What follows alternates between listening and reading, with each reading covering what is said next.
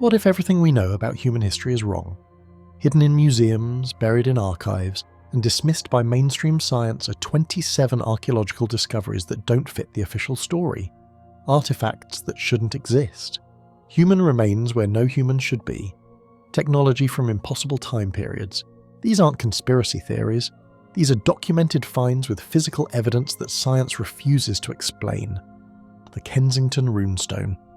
Imagine a crisp October day in 1898 when a farmer is clearing his land.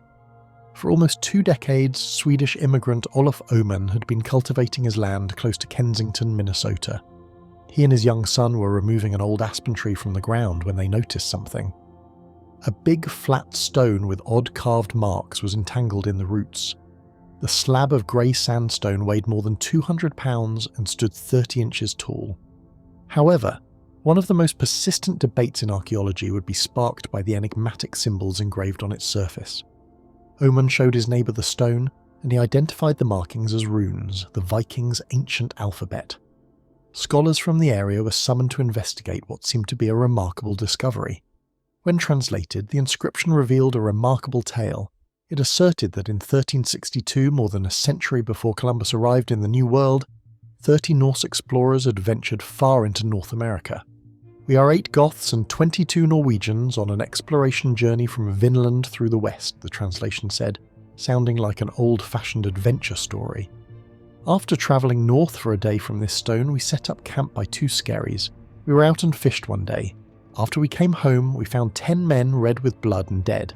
Ave Maria, save us from evil. The message continued on the stone's edge, adding even more drama.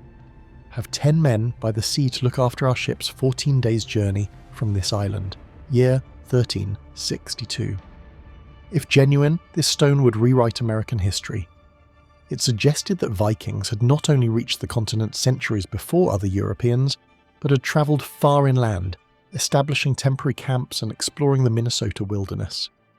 For a region populated largely by Scandinavian immigrants, the discovery couldn't have been more exciting.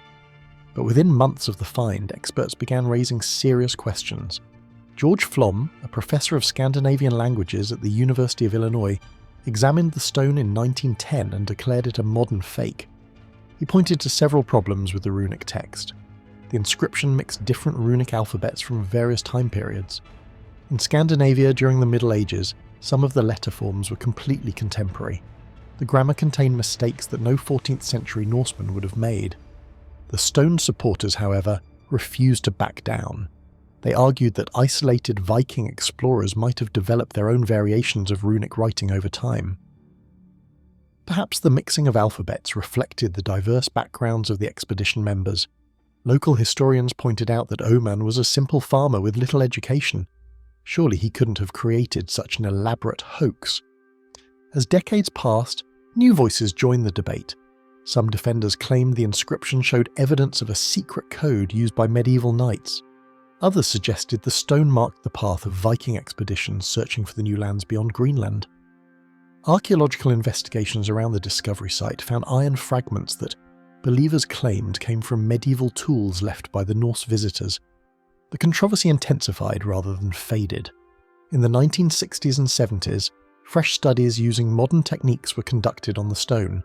Some researchers found evidence of weathering patterns that suggested the inscriptions were indeed old. Others discovered tool marks that appeared consistent with 19th century carving methods. Geological analysis became a new battleground. Supporters pointed to lichen growth on the carved surfaces as evidence of age. Critics responded that lichen could establish itself on fresh cuts within just a few years under the right conditions. Chemical studies of the stone's surface produced conflicting results that each side interpreted as supporting their position. The debate took on cultural dimensions that went far beyond archaeology. For Minnesota's large Scandinavian American community, the stone represented validation of their heritage's importance in American history. Museums displayed it prominently. Local festivals celebrated the supposed Viking connection. The stone became a source of regional pride and tourist revenue. Meanwhile, mainstream scholars remained largely unconvinced. They pointed to the suspicious timing of the discovery, coming at a moment when Scandinavian immigrants were seeking greater recognition of their cultural contributions. the inscription's language problems seemed too numerous to dismiss. No other archaeological evidence had been found to support a Viking presence so far inland. In recent decades, new defenders have emerged with increasingly sophisticated arguments. They've conducted detailed studies of the stone's weathering patterns, analysed the grammar using medieval linguistic principles, and searched for supporting evidence in other archaeological sites across North America. Their research has filled hundreds of pages, creating an impressive body of scholarship that continues to challenge the hoax theory. Yet for every piece of evidence supporting authenticity, critics have found alternative explanations rooted in 19th century fraud. The mystery deepens with each new analysis, as modern technology reveals details invisible to earlier investigators. The Kensington runestone sits today in a Minnesota museum, its true origins as hotly debated as ever. After more than a century of investigation, this carved stone continues to divide experts and challenge our assumptions about who first explored the American heartland. Michigan relics. In a small workshop in southwestern Michigan, James Scotford bent over his workbench, carefully chiseling strange symbols into a piece of slate. The year was 1890, and across 17 counties, thousands of similar artifacts would soon emerge from the earth, each one bearing mysterious inscriptions that mixed Hebrew letters with hieroglyphs and unknown scripts. For decades, respected scholars would examine these objects and declare them proof that ancient Mediterranean civilizations had reached America long before Columbus. It would become one of archaeology's most successful hoaxes. The accepted story begins with the discovery itself. James Scotford, a sign painter by trade, claimed he found his first artifact while digging a well near his home in Montcalm County. The small clay tablet bore inscriptions that appeared to be ancient Hebrew mixed with other symbols. Word spread quickly through local communities, and soon Scotford was finding more artifacts. His partner, Daniel Soper, a former Michigan Secretary of State, helped market the discoveries to collectors and museums across the country. By the early 1900s, the Michigan relics collection had grown to include thousands of pieces. Stone tablets, copper plates, clay figurines, and ceremonial cups all surfaced from farms and construction sites throughout the state. The inscriptions told remarkable stories of ancient voyages, religious ceremonies, and established settlements. Many artifacts bore images of elephants, lions, and other animals unknown to pre-Columbian America, alongside Hebrew texts that seemed to describe biblical events occurring in the New World. Academic experts initially embraced the finds. The sheer volume of discoveries impressed even skeptical scholars. How could two men create such an extensive collection of fakes? The inscriptions, while unusual, contained elements that appeared genuinely ancient. Several university professors authenticated pieces in their collections, and museums proudly displayed the artifacts as evidence of early Hebrew settlement in America. But in 1908, University of Michigan professor Francis Kelsey began a systematic investigation that would expose the entire operation. Working with University of Pennsylvania linguist Morris Jastrow, Kelsey examined hundreds of artifacts and found troubling patterns. The Hebrew inscriptions contained grammatical errors that no ancient scribe would make. The hieroglyphic symbols were mixed randomly with no regard for proper Egyptian writing conventions. Most damning, many pieces showed clear evidence of modern tool marks. Kelsey and Jastrow published their findings, calling the Michigan relics a horrible mixture of jumbled ancient scripts created by someone with no real knowledge of ancient languages. They demonstrated how the artifacts had been artificially aged and planted at discovery sites. The academic consensus quickly shifted, and mainstream archaeology dismissed the entire collection as an elaborate fraud. Yet this official debunking did not end the story. A dedicated group of believers emerged, arguing that the scholarly establishment had rushed to judgment. They pointed out that many artifacts had been found by independent witnesses with no connection to Scotford or Soper. How could the two hoaxsters have orchestrated finds across such a wide geographic area? Some supporters suggested the inscriptions represented a lost dialect of Hebrew, evolved during centuries of isolation in the Americas. Modern defenders have raised more sophisticated questions about the mainstream dismissal. They note that carbon dating was not available when Kelsey conducted his investigation, and that chemical analysis of the artifacts has produced mixed results. Some tests suggest the inscriptions are indeed much older than the 1890s. Supporters also point to similar artifacts found in other states, arguing that the Michigan discoveries are part of a larger pattern of ancient Hebrew presence in North America. The religious implications have added another layer to the controversy. Some Mormon scholars initially embraced the artifacts as supporting evidence for the Book of Mormon's claims about ancient Hebrew civilizations in America. When the church later distanced itself from the relics, believers accused the academic establishment of anti-religious bias. They argued that scholars rejected the artifacts not on scientific grounds, but because they challenged accepted theories about American prehistory. Archaeological evidence has also been disputed. Believers claim that excavations at some discovery sites have revealed ancient hearths and tool fragments consistent with pre-Columbian settlement. They argue that the linguistic analysis was flawed, conducted by scholars unfamiliar with the unique conditions that isolated Hebrew communities might have developed over centuries in America. Recent computer analysis of the inscriptions they claim shows patterns too complex for 19th century forgers to have created. The psychological aspects of the hoax have raised additional questions. How did Scotford and Soper maintain their deception for nearly 3 decades? Some researchers suggest the two men may have genuinely believed in their discoveries, becoming victims of their own elaborate fantasy. Others propose that additional conspirators were involved, creating a network of artifact planters across the Midwest that has never been fully exposed. Modern material analysis has added new dimensions to the debate. Microscopic examination of tool marks on the artifacts shows patterns consistent with late 19th century metalworking techniques, but defenders argue that similar marks could result from ancient tools made from meteoric iron, which was available to pre-Columbian peoples.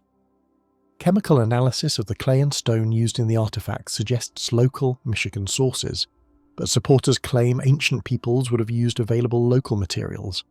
The financial motives behind the hoax have been well documented. Scotford and Soper sold thousands of artifacts to collectors and museums, earning substantial profits from their creations. Yet believers argue that this commercial success proves the authenticity of at least some pieces. Would buyers have been so easily fooled if all the artifacts were obvious fakes? They suggest that genuine ancient artifacts may have inspired Scotford to create additional pieces, mixing real discoveries with manufactured ones. Today, most Michigan relics sit in museum storage or private collections, labelled as 19th century curiosities rather than ancient treasures.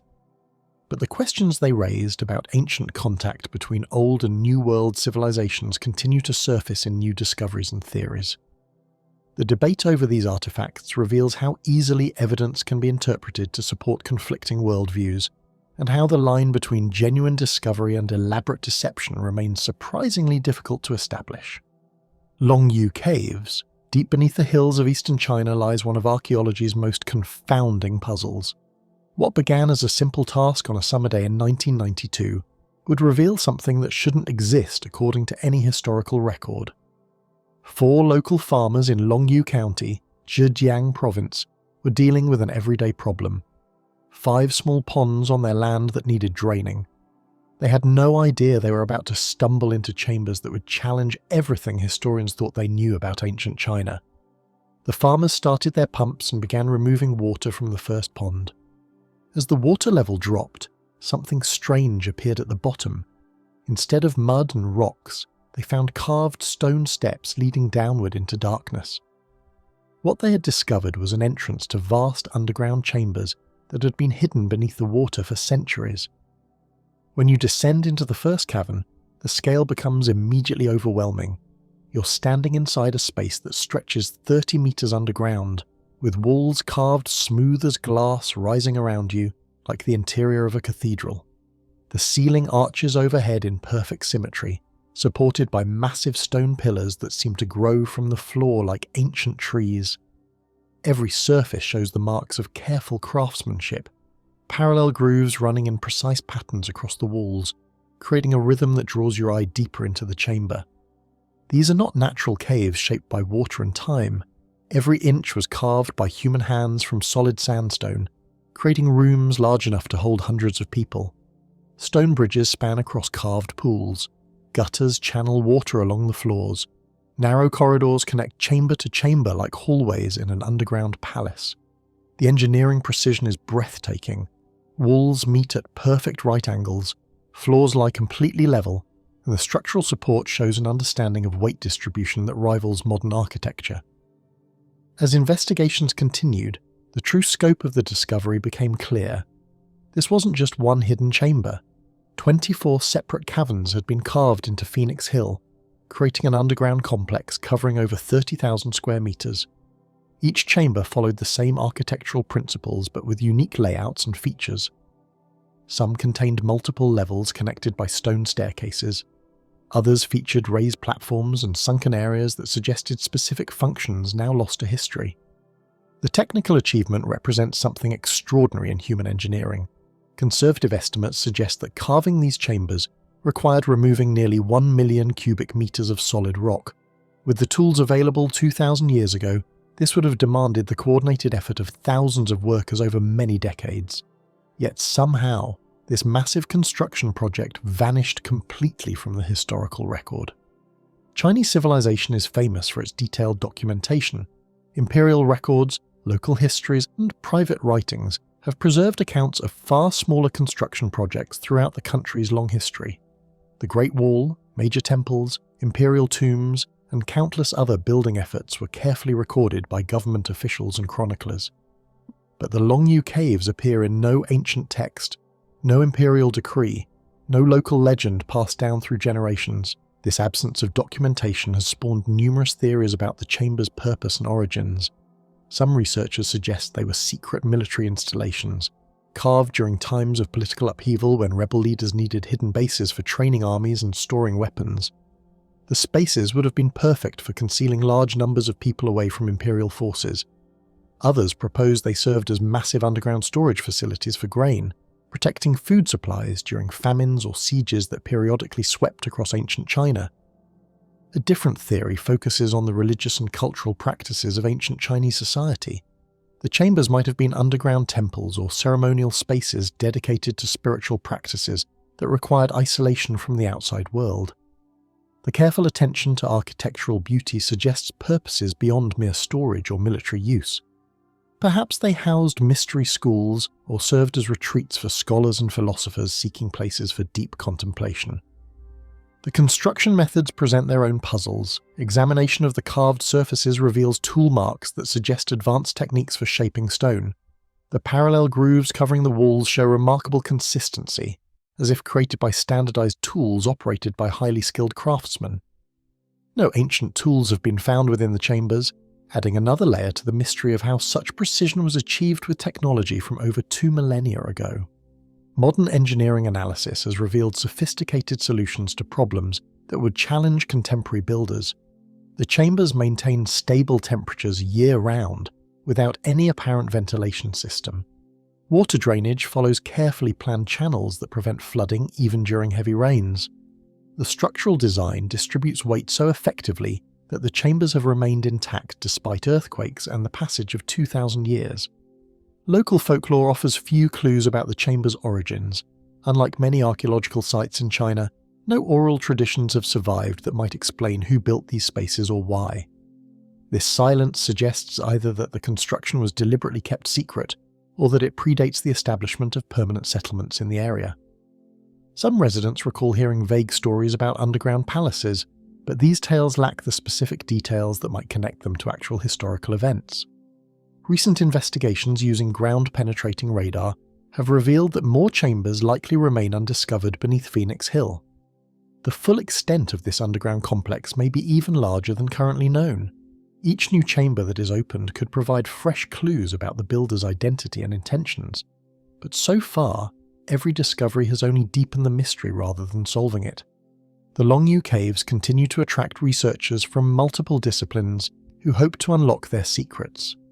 Geologists study the carving techniques, archaeologists search for artifacts that might date the construction, and historians comb through ancient records looking for any reference that might have been overlooked.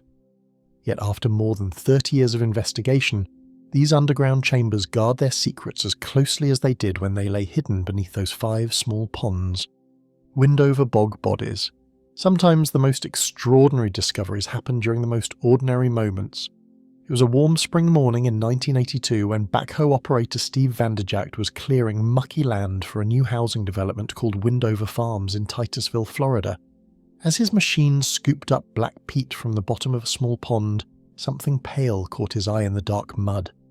What he thought was a rock turned out to be a human skull, and that single moment would rewrite what scientists thought they knew about ancient North America. Van der Jagt had stumbled upon something that shouldn't have been possible.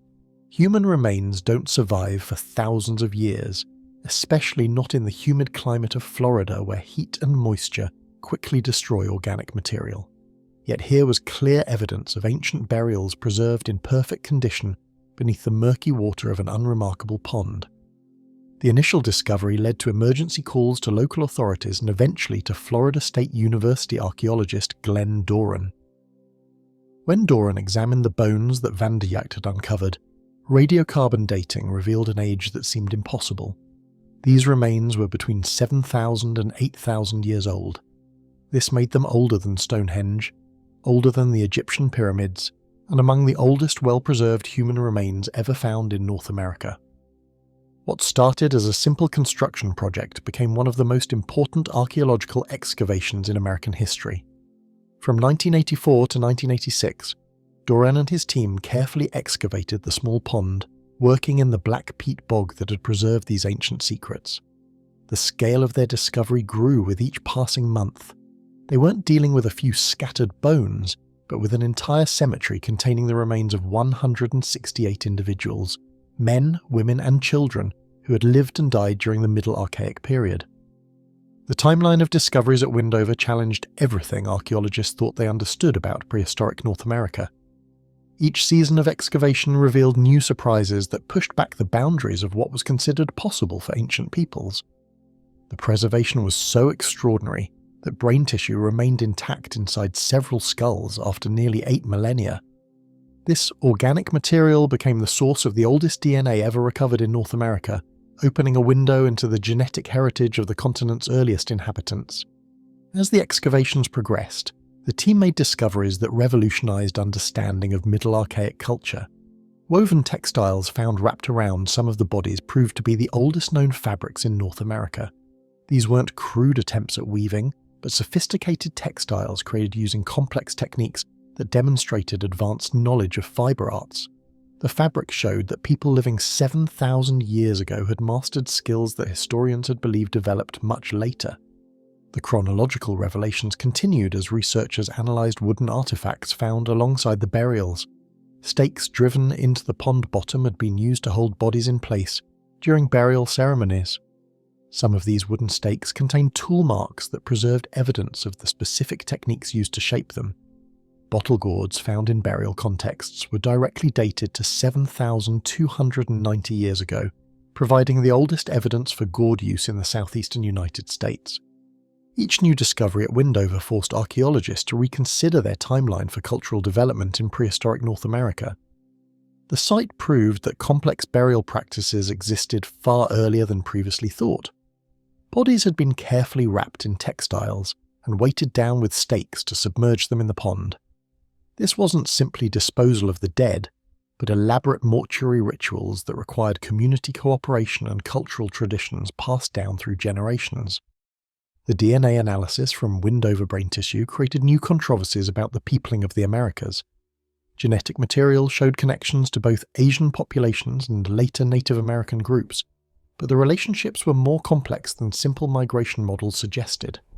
Some researchers argued that the Windover people represented an early population distinct from the ancestors of most modern Native Americans, while others maintained they fit within existing theories about human migration patterns. Modern dating techniques applied to Windover materials have refined the timeline but also raised new questions. The burials occurred over approximately 1,000 years, from about 8,000 to 7,000 years ago. This extended use of the site suggested that multiple generations returned to the same pond for burial ceremonies, creating a sacred landscape that maintained its importance across centuries. The consistency of burial practices over this long period indicated stable cultural traditions and sophisticated social organization. Recent technological advances continue to reveal new aspects of the Windover chronology. Advanced DNA sequencing techniques are extracting more genetic information from the preserved tissue, while improved radiocarbon methods are providing more precise dates for individual artifacts. ground-penetrating radar has identified additional burial areas that remain unexcavated, suggesting that future work might expand the timeline even further. The implications of Windover's chronological revelations extend far beyond archaeology. The site demonstrates that wetland preservation can maintain organic materials for millennia under the right conditions, offering hope that other bog sites might yield similar discoveries. The advanced cultural practices documented at Windover suggest that Middle Archaic peoples had more complex societies than previously recognised, with established traditions for textile production, woodworking and ceremonial activities that lasted for generations. Acámbaro figurines. In a small pottery workshop in central Mexico, something impossible was being created. Not just one impossible thing, but tens of thousands of them. Small clay figures emerged from the earth around Acámbaro, Mexico, each one carefully crafted and fired. But these weren't ordinary artifacts. These figurines showed humans living alongside creatures that science insists died out 65 million years before the first human walked the earth. The story begins in 1944 when Waldemar Julsrud, a German immigrant and amateur archaeologist, hired a local farmer named Odilon Tinajero to dig for artifacts near El Toro Mountain. What Tinajero brought back that first day stopped Julsrud in his tracks. The clay figure depicted a human figure riding what appeared to be a dinosaur. For every additional artifact Tinajero found, Julsrud paid him 1 peso. This simple arrangement would eventually yield over 33,000 figurines. The collection defied everything scientists thought they knew about prehistoric life.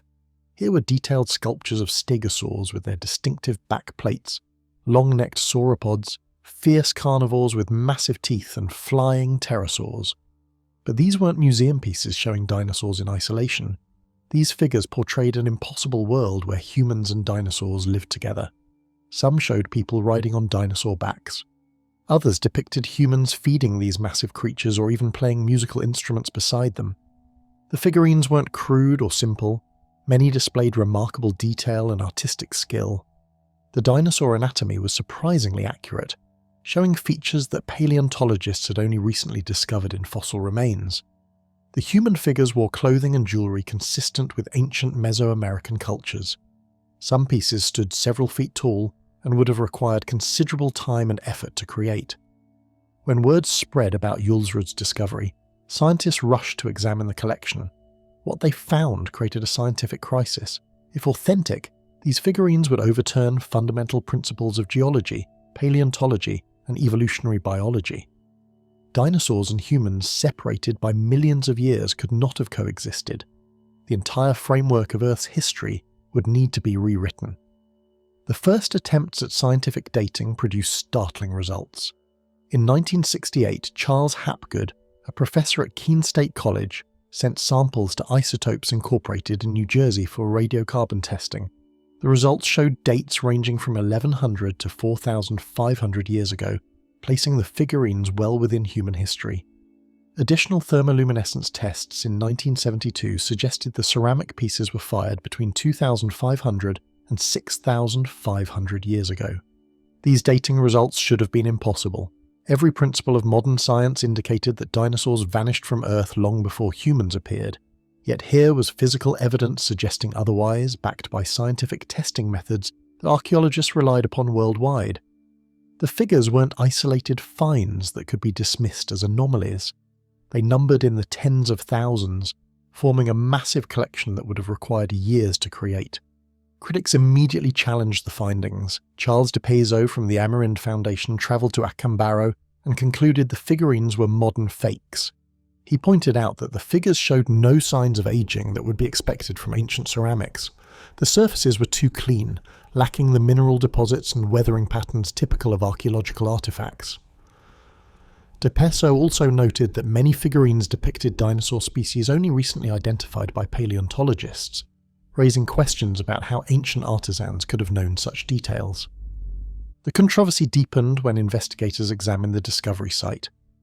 Unlike legitimate archaeological excavations, the Acámbaro figures came from scattered locations around the town with no clear stratigraphy or contextual dating. This randomness violated basic archaeological principles and made independent verification nearly impossible. The rapid rate of discovery also raised suspicions. Authentic artifacts typically emerge slowly from carefully controlled digs, not by the thousands in a matter of years. Defenders of the figurines argued that local residents couldn't have created such elaborate hoaxes. They pointed out that many of the dinosaur species depicted were unknown to science when the first figurines appeared in 1944. How could simple farmers have sculpted anatomically correct representations of creatures that paleontologists would not identify for decades? The sheer volume of the collection also seemed to argue against fraud. Creating 33,000 detailed ceramic figures would represent an enormous undertaking. The scientific tests themselves became points of contention. Supporters noted that both radiocarbon and thermoluminescence dating supported ancient origins for the ceramics. These weren't quick visual inspections by biased observers, but laboratory analyses using established scientific methods. The consistency of the dating across multiple samples and different testing procedures suggested authentic age. However, critics identified serious problems with the testing protocols. The figurines had been removed from any archaeological context, making it impossible to verify their origins. Contamination from handling or storage could affect radiocarbon dates. More importantly, thermoluminescence dating measures when ceramic was last fired, not when it was originally created. Modern pottery fired using traditional methods could produce ancient-seeming dates if made with old clay or fired at specific temperatures. The Acámbaro figurines created a paradox that struck at the heart of scientific methodology. Here were physical artifacts that appeared to document an impossible historical scenario, supported by scientific dating techniques that archaeologists trusted. Yet accepting their authenticity would require abandoning fundamental principles about Earth's history and the evolution of life. The evidence demanded either a revolutionary rethinking of prehistory or the recognition of an elaborate deception that had fooled scientific instruments. The debate continues today, with new technologies offering fresh approaches to authentication. Advanced chemical analysis can identify specific clay sources and firing temperatures. Microscopic examination reveals tool marks and surface treatments that might distinguish ancient from modern manufacture. Digital imaging captures details invisible to earlier investigators. Yet each new test seems to raise as many questions as it answers, deepening rather than resolving the central mystery. Denisovan cave discoveries. In a remote Siberian cave where winter temperatures drop to -40 degrees, archaeologists stumbled upon one of the most revolutionary discoveries in human evolution. The year was 2008, and researchers working in Denisova Cave had just uncovered a tiny fragment of bone, barely the size of a fingernail. At first glance, it seemed unremarkable. The dark reddish-brown fragment appeared to be nothing more than another piece of ancient animal bone scattered across the cave floor. Russian archaeologists had been excavating this limestone cave in the Altai Mountains for decades, uncovering layer after layer of human occupation stretching back hundreds of thousands of years. The cave had already yielded stone tools, jewellery and evidence of sophisticated ancient cultures. But this small fingerbone, catalogue number Denisova 3, would soon challenge everything scientists thought they knew about human ancestry. The bone fragment was sent to Svante Pääbo's laboratory in Leipzig, Germany, the world's leading centre for ancient DNA analysis. Pääbo's team had already made headlines by sequencing Neanderthal DNA, but they approached this latest sample with routine expectations. The bone appeared to come from a modern human child, probably dating to around 40,000 years ago when early modern humans were spreading across Eurasia. The first clue that something extraordinary was hidden in this tiny fragment came when researchers attempted to extract DNA. Despite the bone's age, the genetic material was remarkably well preserved in the cave's cold, dry conditions. When they began analysing the mitochondrial DNA, genetic material passed down through the maternal line, the results were stunning. This wasn't modern human DNA, it wasn't Neanderthal DNA either. The genetic signature pointed to something entirely unknown. The sequence differed from modern humans at twice as many locations as Neanderthal DNA did. This suggested that whatever species this bone came from had split from the human family tree much earlier than previously thought possible. The team ran the analysis multiple times, checking for contamination and errors.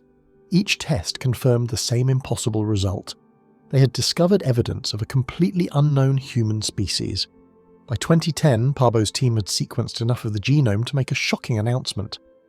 This finger bone belonged to a previously unknown group of ancient humans, a sister species to the Neanderthals that had lived across Asia tens of thousands of years ago. They named this mysterious group the Denisovans, after the cave where the discovery was made. The detective work intensified as researchers searched for more clues about these ghostly relatives. Back in Denisova Cave, archaeologists began re-examining every bone fragment they had collected over the years.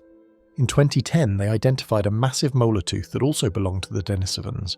The tooth was enormous, nearly twice the size of a modern human molar, suggesting these ancient people were built quite differently from us. More DNA analysis revealed the complex relationships between these ancient human groups.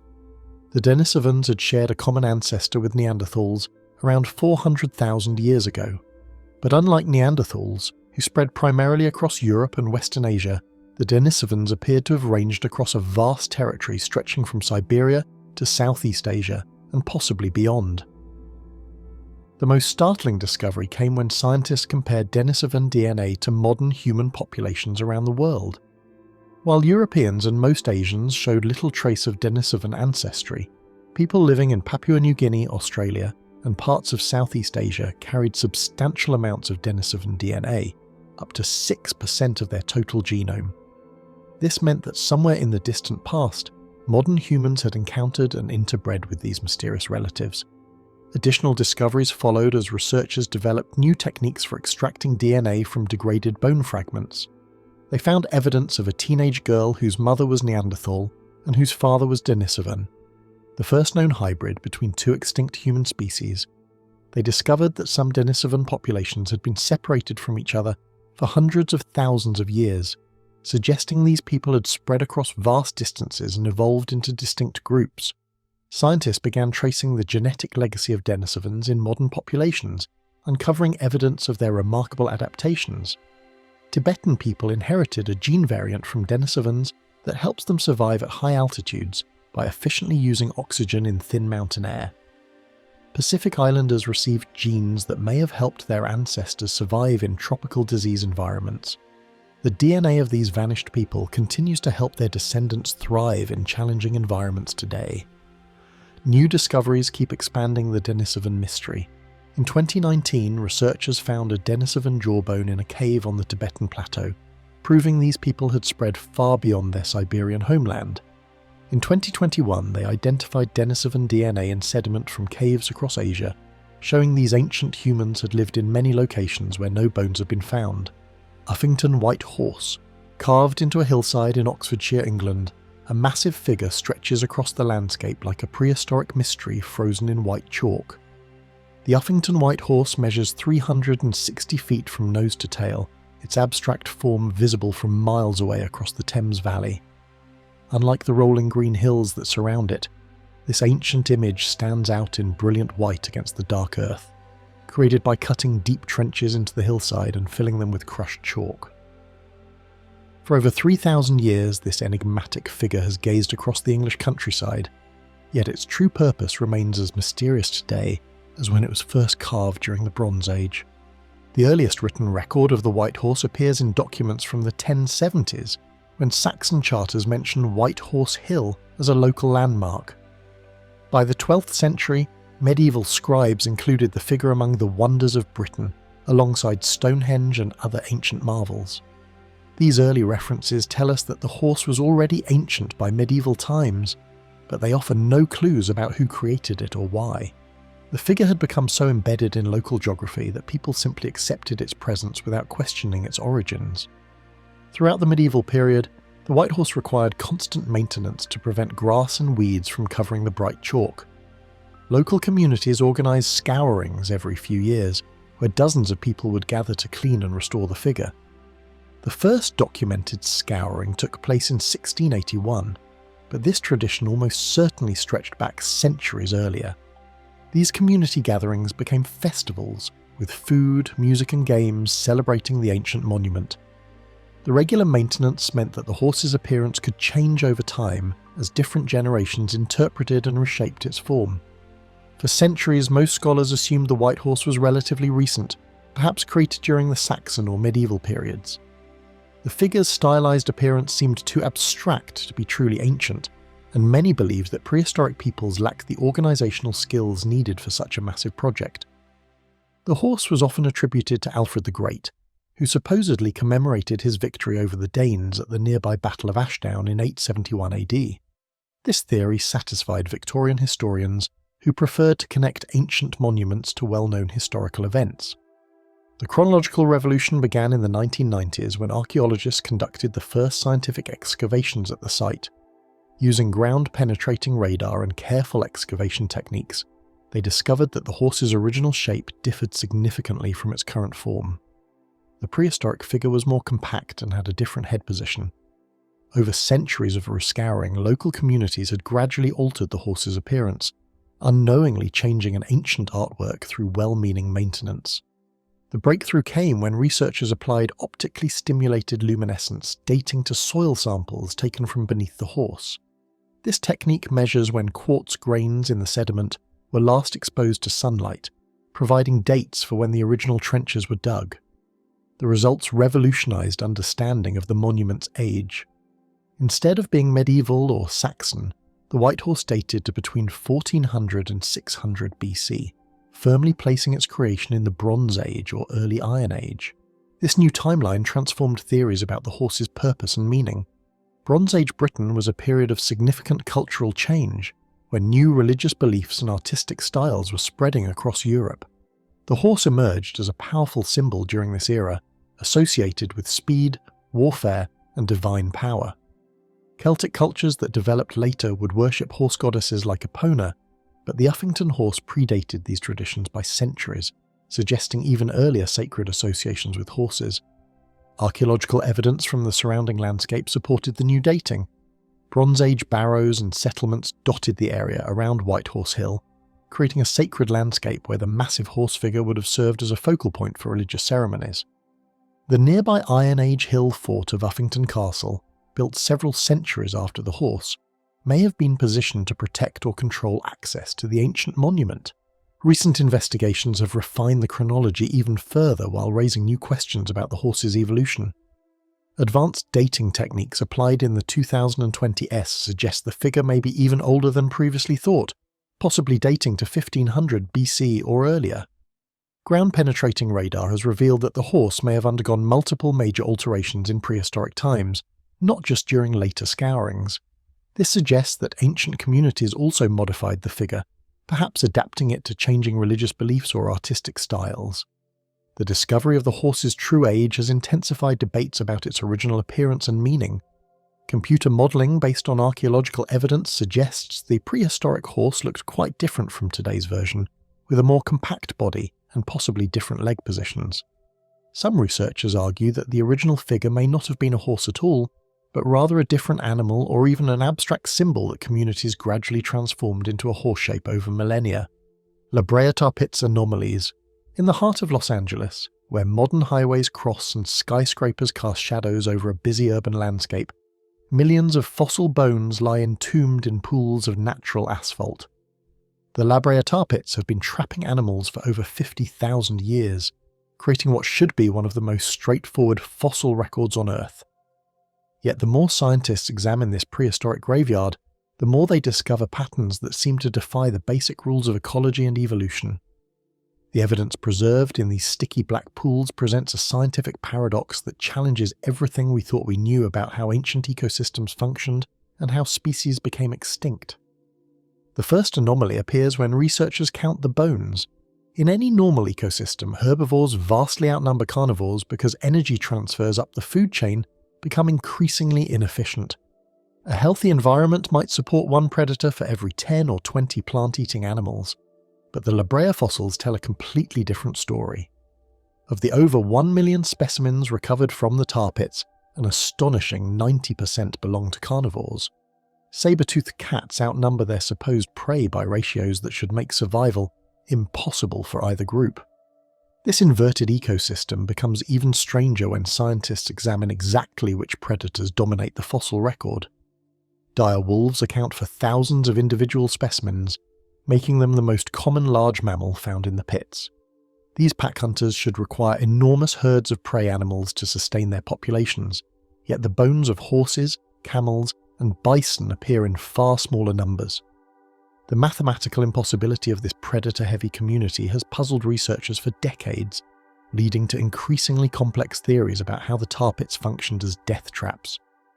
The traditional explanation suggests that herbivores became stuck in the asphalt first, attracting waves of carnivores that also became trapped while trying to feed on the helpless prey.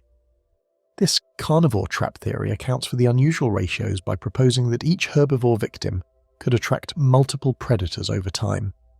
However, recent analysis of the fossil distribution reveals patterns that contradict this simple model. Many carnivore remains show no evidence of being attracted to existing carcasses, and the preservation conditions suggest that animals became trapped during different seasons and circumstances.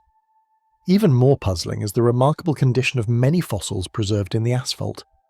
Unlike other fossil sites where bones become scattered and fragmented over thousands of years, La Brea specimens often remain in near-perfect articulation. Complete skeletons lie undisturbed in positions that suggest rapid burial and protection from scavengers. The asphalt has preserved not just bones, but also soft tissues, fur, feathers, and even the stomach contents of some animals.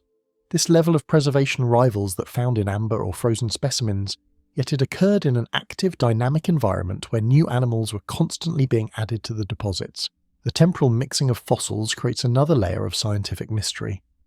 Radiocarbon dating reveals that bones found in the same asphalt deposits can differ in age by thousands of years. A saber-toothed cat skull might lie directly next to a direwolf femur that lived 5,000 years earlier, both perfectly preserved as if they died simultaneously.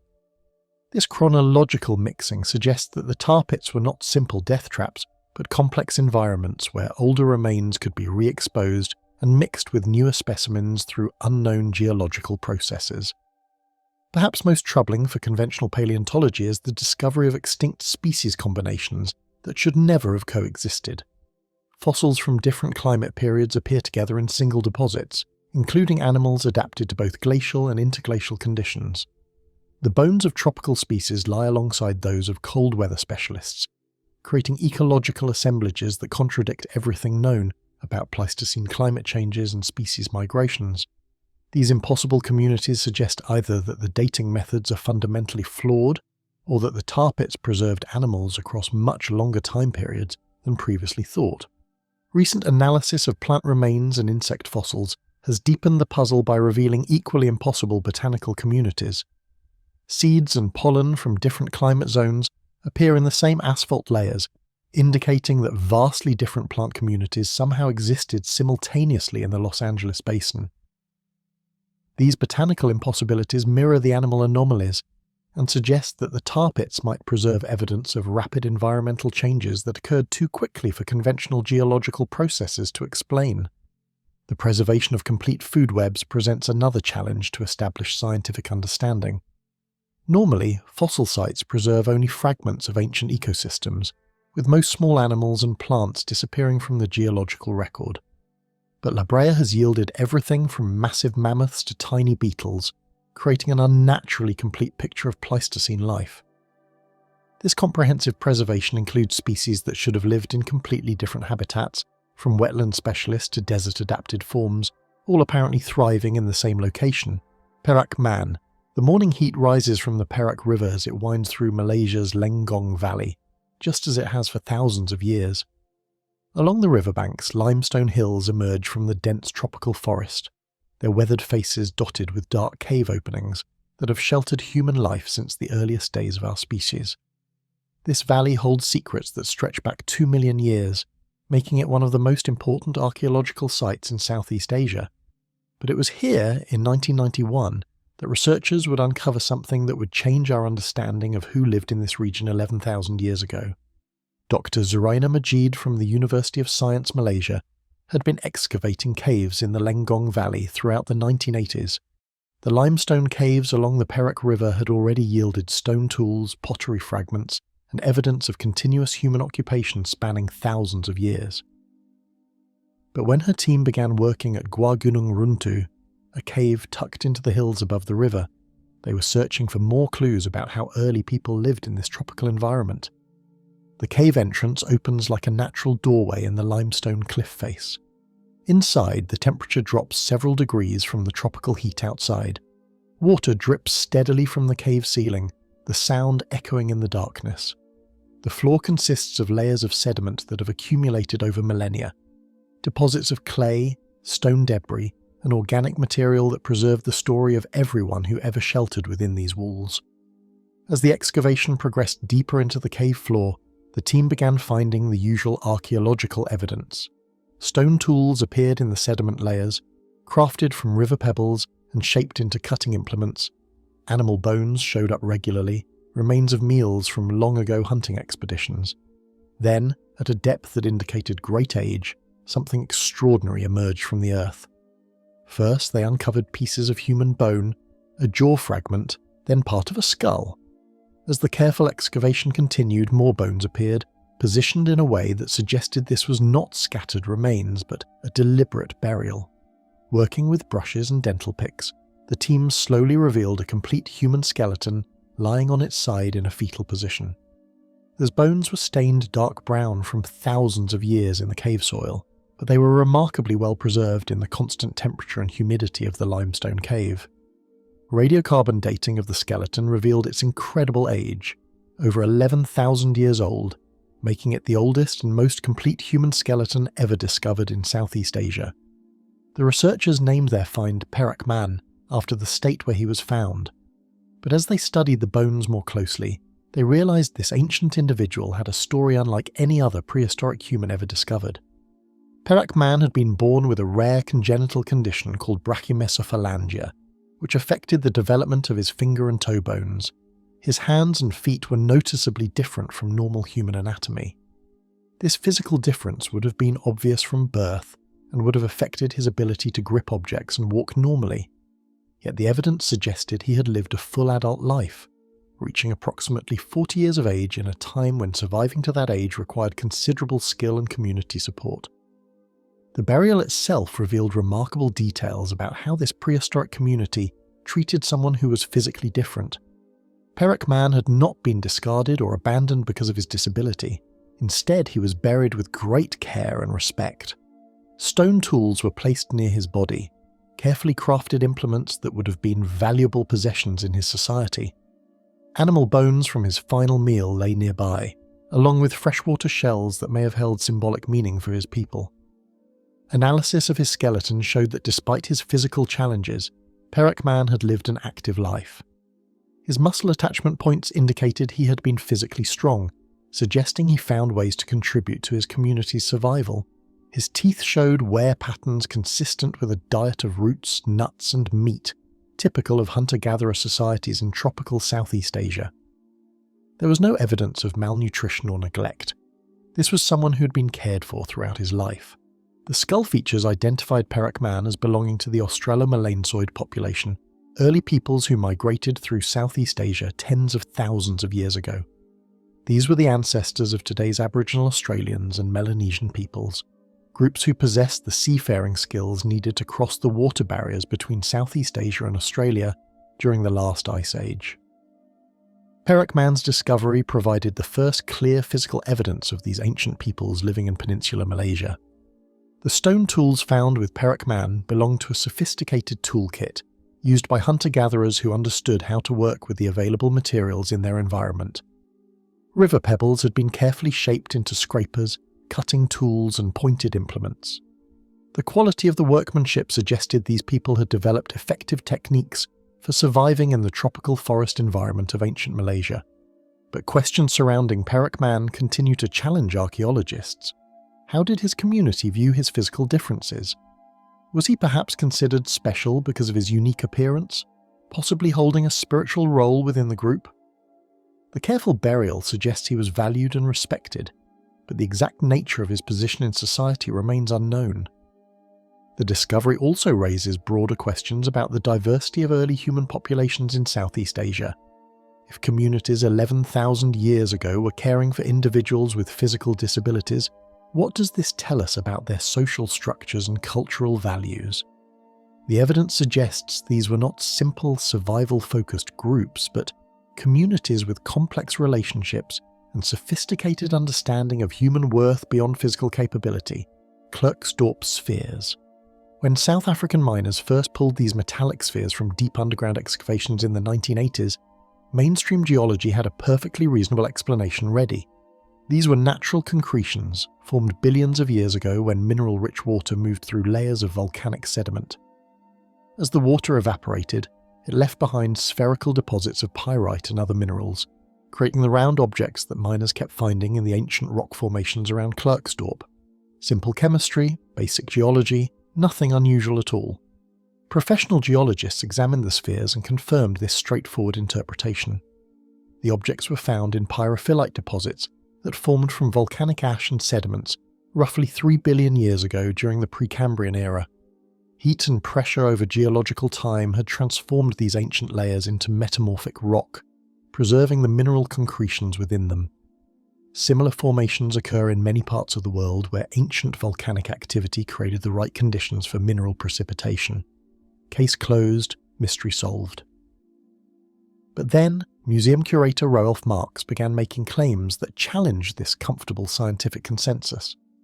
Marx, who oversaw many of the spheres housed at the Clerks Dorp Museum, described properties that seemed impossible for natural rock formations. According to Marx, some spheres appeared to be perfectly round with precise grooves carved around their circumference. Even more remarkably, he claimed that at least one sphere rotated slowly on its own axis, while locked in a vibration-free display case, completing one full rotation every few hours without any external force. These extraordinary claims attracted international attention from researchers looking for evidence that intelligent beings had existed on Earth far earlier than conventional science accepted. If the spheres were indeed 3 billion years old and showed signs of artificial manufacture, they would prove that advanced technology existed when Earth's atmosphere still lacked oxygen and only primitive bacteria inhabited the planet. The implications would revolutionize our understanding of both geological time and the development of life. Independent investigators began examining the spheres with fresh eyes, looking for evidence that might have been missed by conventional geological analysis. They pointed to features that seemed too regular for natural formation. Many spheres showed symmetrical grooves running around their circumference like machined components. Others appeared to be made of metal alloys that shouldn't occur naturally in such pure concentrations. The precision of some specimens suggested manufacturing techniques rather than random chemical processes. Proponents of the artificial theory argued that mainstream scientists were dismissing the spheres too quickly because they contradicted established geological principles. They suggested that the academic establishment had a vested interest in maintaining current theories about Earth's early history and would reject any evidence that threatened these fundamental assumptions. The spheres represented exactly the kind of anomalous data that scientific institutions typically ignored or explained away to preserve existing paradigms. The rotation claims became particularly contentious as they spread through alternative archaeology networks. If spheres were indeed moving on their own, it suggested some kind of internal mechanism or energy source that had remained active for billions of years. This would require technology far beyond anything modern science could produce, implying that whoever created these objects possessed capabilities that made current human achievements seem primitive by comparison. However, when geologist Paul Heinrich conducted detailed investigations of the spheres in the 1990s, his findings contradicted many of the extraordinary claims. Heinrich's analysis showed that the spheres were neither perfectly round nor made of unusual metal alloys. Instead, they displayed the irregular shapes and mineral compositions expected from natural concretions. The supposed precision grooves were actually natural fracture lines and weathering patterns common in pyrite formations, exposed to groundwater over geological time. Heinrich also investigated the rotation claims by contacting Marx directly and examining the museum's documentation. He found no evidence that any sphere had ever rotated under controlled observation conditions. Marx's statements had been misinterpreted and exaggerated as they spread through popular media, transforming vague impressions about subtle movements into definitive claims about autonomous rotation. When Heinrich examined the actual spheres in their display cases, he observed no movement whatsoever. Chemical analysis supported Heinrich's conclusions about the sphere's natural origins. The objects consisted primarily of pyrite, hematite, and other iron minerals commonly found in metamorphic rock formations. Their internal structure showed the crystalline patterns typical of minerals that precipitated slowly from solution rather than the uniform composition expected from manufactured materials. X-ray analysis revealed no hidden mechanisms or unusual elements that might explain anomalous properties. Yet supporters of the artificial theory continue to challenge these debunking efforts, arguing that conventional scientists are using outdated analytical methods and biased assumptions. They claim that more sophisticated testing might reveal manufacturing signatures that previous investigations missed. Some researchers suggest that the spheres represent technology so advanced that our current scientific instruments cannot properly analyze their construction methods or operating principles. The debate has expanded beyond questions of natural versus artificial origin to encompass broader issues about scientific methodology and institutional bias. Critics argue that mainstream academia automatically rejects evidence that challenges fundamental theories, while defenders counter that extraordinary claims require extraordinary evidence that has never been provided. The Clerks Dorp spheres have become symbols in a larger conflict between conventional science and alternative archaeology. Aiud wedge. Picture this scene. It's 1974, and construction workers are digging along the muddy banks of the Mureș River near Aiud, Romania. Their job is simple: dig a trench for a new building project. But as their shovels bite into the sandy earth 35 feet down, they hit something unexpected. Not rocks, not pipes, something else entirely. The first thing they pull up catches their attention right away: mastodon bones. Huge ancient bones from creatures that died out thousands of years ago. The workers gather around examining these prehistoric remains, but then one of them notices something else glinting in the dirt nearby. Something that doesn't belong with ancient bones. It's a wedge-shaped piece of metal, about 8 inches long, 5 inches wide, weighs around 4 pounds. The surface shows signs of wear and corrosion, like it's been buried for a very long time. But here's the problem. It's made of aluminum. The workers don't immediately understand why this is strange. They bag up the bones and the metal object, send everything to the local museum for examination. That's when the mystery really begins. Dr. Radu Iftimi examines the objects at the Natural History Museum in Cluj-Napoca. The mastodon bones are exactly what they appear to be. Fossils from creatures that lived between 10,000 and 80,000 years ago. Standard prehistoric remains, nothing unusual there. But the metal wedge tells a different story. Initial tests confirm it's aluminum. Not just any aluminum, but a complex alloy containing several metals mixed together. The composition matches modern industrial aluminum, the kind used in aircraft and heavy machinery. Here's where the detective work gets interesting. Aluminum in its pure form wasn't produced by humans until 1824. Before that, aluminum was more precious than gold because nobody knew how to extract it from ore. The industrial process that makes aluminum cheap and common only started in the 1880s. So how does an aluminum object end up buried next to mastodon bones that died out thousands of years before humans could even make aluminum? The mystery deepens when researchers look at the wedge's shape and structure. It's not decorative, it's not ceremonial. It looks functional, like a tool or part of a larger machine. The metal shows stress patterns, indicating it was used for something that required strength and durability. Word spreads about the discovery. Researchers from different fields examine the object. Some suggest it might be evidence of advanced ancient technology. Others propose it came from time travelers or extraterrestrial visitors. The wedge develops a reputation as one of Romania's most puzzling archaeological finds, but experienced investigators know to look for simpler explanations first. They examine the excavation site more carefully. They study the geological layers where the object was found. They research the area's industrial history. The Mureș River region has a long history of mining and construction. During the 20th century, various excavation projects used heavy machinery in the area. Mining companies, construction firms, and government projects all operated equipment near the river. Some investigators focus on the wedge's specific shape and wear patterns. It resembles components used in large excavation equipment. Specifically, it looks very similar to a tooth from an excavator bucket. The kind of part that would be made from durable aluminum alloy to withstand heavy use. When excavator teeth break or wear out, they're usually replaced on site. The old parts might be discarded or left behind. In a muddy construction environment, a heavy piece of metal could easily sink into soft ground and become buried. The aluminum's corroded appearance doesn't necessarily indicate great age. Aluminum oxidizes quickly when exposed to moisture and soil conditions. The patina that makes it look ancient could develop in just a few decades underground. Further investigation reveals that the excavation site wasn't pristine when the workers found the wedge. The area had been disturbed multiple times by previous construction projects. Soil layers had been mixed and redistributed.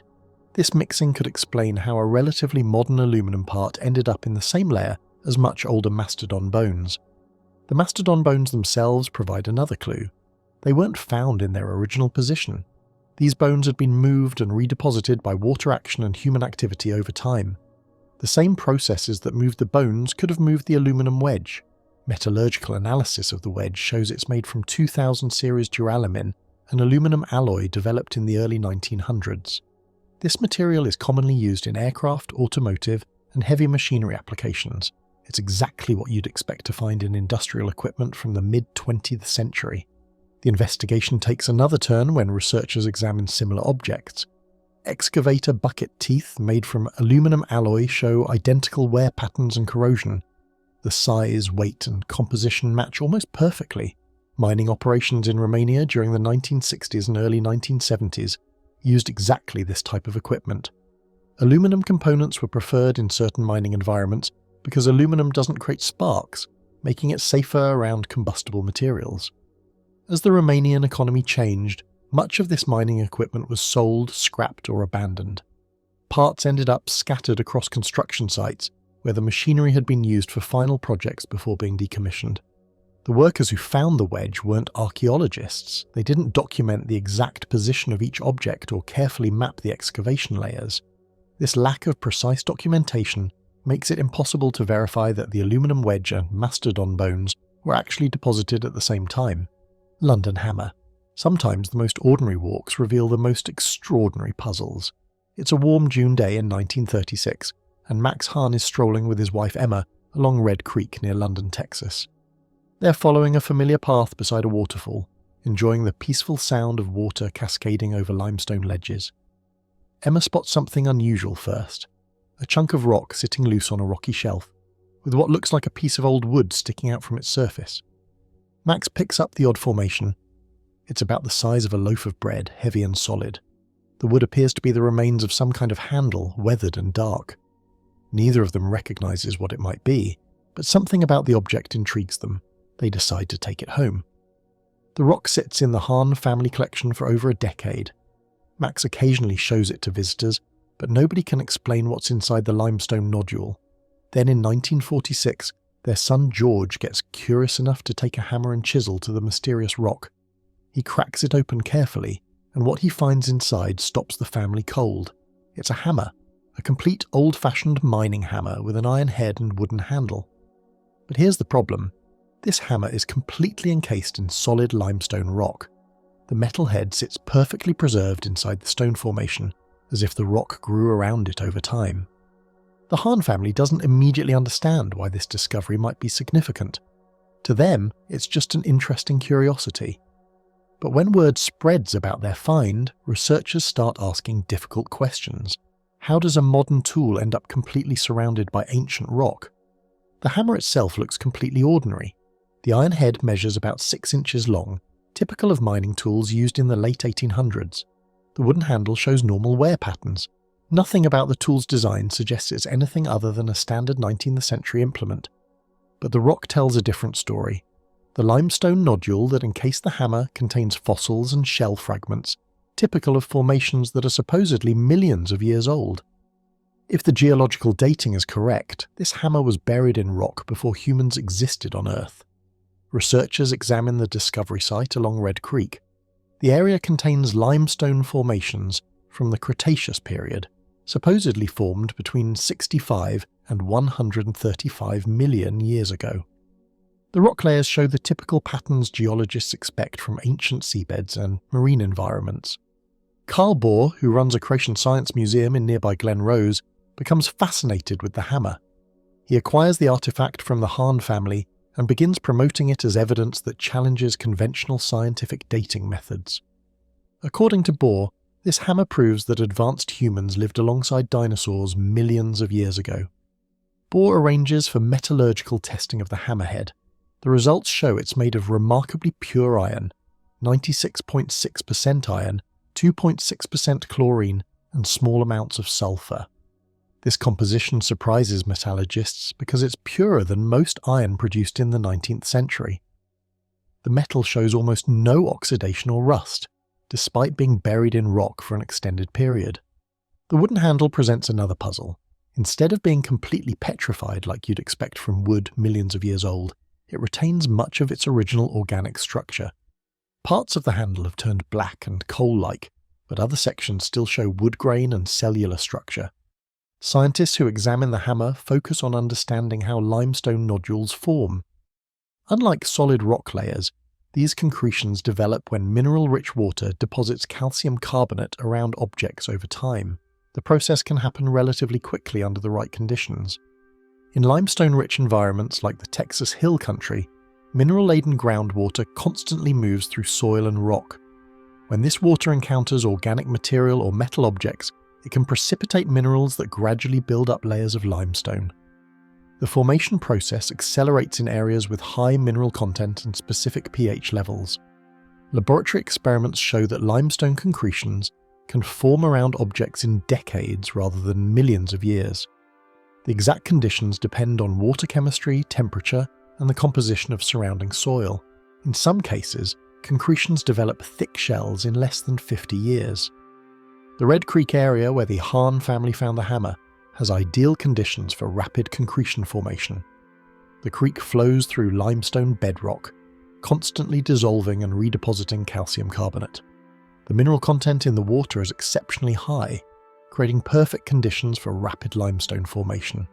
Historical records show significant mining and construction activity in the London, Texas area during the late 1800s and early 1900s.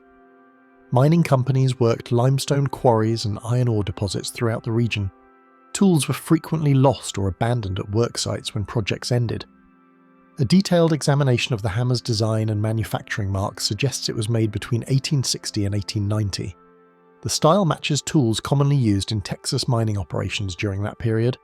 The wear patterns indicate it was used for heavy work consistent with quarrying or mining applications. The high iron purity that initially seemed mysterious becomes explainable when researchers consider 19th century iron production methods. Certain smelting techniques, particularly those used for specialized mining tools, could produce very pure iron. The unusual composition might actually confirm the hammer's 19th century origin rather than challenge it. But the most compelling evidence comes from the concretion itself. When scientists analyze the limestone nodule's structure, they find it contains modern materials mixed with ancient shell fragments. The nodule isn't a single formation from millions of years ago, but a recent concretion that incorporated older material from the surrounding environment. Dropper stones. The mainstream story seems straightforward enough. In 1938, Chinese archaeologist Professor Chi Pu-tei from Beijing University led an expedition into the remote Bayan-Karaula Mountains along the China-Tibet border. His team discovered a series of connected caves containing ancient graves arranged in neat rows. Inside these burial chambers, they found the skeletal remains of humanoid beings measuring only 4 feet tall, along with 716 mysterious stone discs covered in tiny spiral grooves and hieroglyphic-like symbols. According to the official account, these discs measure about 12 inches in diameter, with a hole in the center, resembling ancient phonograph records. Professor Chi Pu-tei published his initial findings, describing them as artifacts of unknown origin from an isolated mountain people. The discovery generated moderate interest in Chinese archaeological circles before fading into obscurity. 2 decades later, the story took a dramatic turn when Dr. Tsumum Nui, reportedly a colleague of Chi Pu-tei, claimed he had successfully deciphered the tiny hieroglyphs covering the stone discs. His translation revealed an incredible tale of extraterrestrial visitors called the Dropa, who crash-landed on Earth 12,000 years ago. These beings, stranded on our planet, were initially feared by local tribes but eventually integrated into human society. This narrative has captivated researchers and enthusiasts for decades. Books, documentaries and websites present the Dropper stones as compelling evidence of ancient alien contact. The story includes detailed descriptions of the disc's composition, photographs of the alleged artifacts, and testimonials from various experts who examined them. But here's where the mainstream account starts to crumble under scrutiny. No major museum or archaeological institution has any record of these stones existing. The Chinese Academy of Sciences, which would have overseen such a significant discovery, has no documentation of Chi Pu-tei's expeditional findings. Beijing University, where Chi Pu-tei supposedly taught, has no employment records for anyone by that name during the 1930s. Researchers who have attempted to verify the story have hit wall after wall of missing evidence. The caves where the discovery allegedly occurred cannot be located. The Bayan Karaula region, while real, shows no archaeological evidence of ancient burial sites matching the description. Local tribes in the area have no oral traditions or knowledge of such discoveries. Even more problematic is the complete absence of the stones themselves. According to various versions of the story, some discs were sent to the Soviet Union for analysis, others remained in Chinese institutions, and a few ended up in private collections. Yet despite supposedly numbering in the hundreds, not a single verified dropper stone exists in any museum, university or research facility worldwide. The photographs commonly associated with the dropper stones tell their own story. Most show artifacts that are clearly identified as bi-discs, ceremonial jade objects from ancient China that have holes in their centres. These genuine archaeological artifacts bear no resemblance to the described stone discs covered in hieroglyphs. Other photos show objects that appear to be modern reproductions or unrelated artifacts misidentified as dropper stones. Linguistic analysis reveals additional problems. Dr. Tsumam Nui, the researcher who allegedly deciphered the hieroglyphs, cannot be verified to have existed. His name follows Japanese naming conventions rather than Chinese ones, and no academic records support his supposed credentials or research. The hieroglyphic system he described doesn't match any known ancient writing systems from the Tibet-China region. The timeline itself raises questions. In 1938, China was embroiled in the Second Sino-Japanese War. Remote archaeological expeditions requiring significant resources and personnel would have been extremely difficult to organise and fund. The logistics of mounting such an expedition during wartime, then maintaining detailed records and conducting extensive analysis, seem highly improbable given the historical context. Independent investigators have traced the story's origins to European and American writers rather than Chinese sources. The earliest detailed accounts appear in Western publications from the 1960s and 1970s, written by authors with no apparent connection to Chinese archaeological institutions. These writers embellished and expanded the basic story with each retelling, adding new details and dramatic elements that don't appear in any purported original Chinese sources. The scientific claims surrounding the stones also don't withstand examination. Descriptions of their composition vary wildly between different accounts. Some claim they're made of granite, others say they contain unusual metals, and still others describe them as being made of materials unknown to modern science. No consistent physical description exists, because there are no actual stones to examine.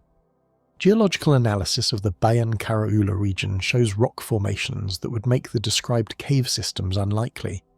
The area's limestone and sandstone composition doesn't support large, stable cave networks suitable for ancient burial chambers.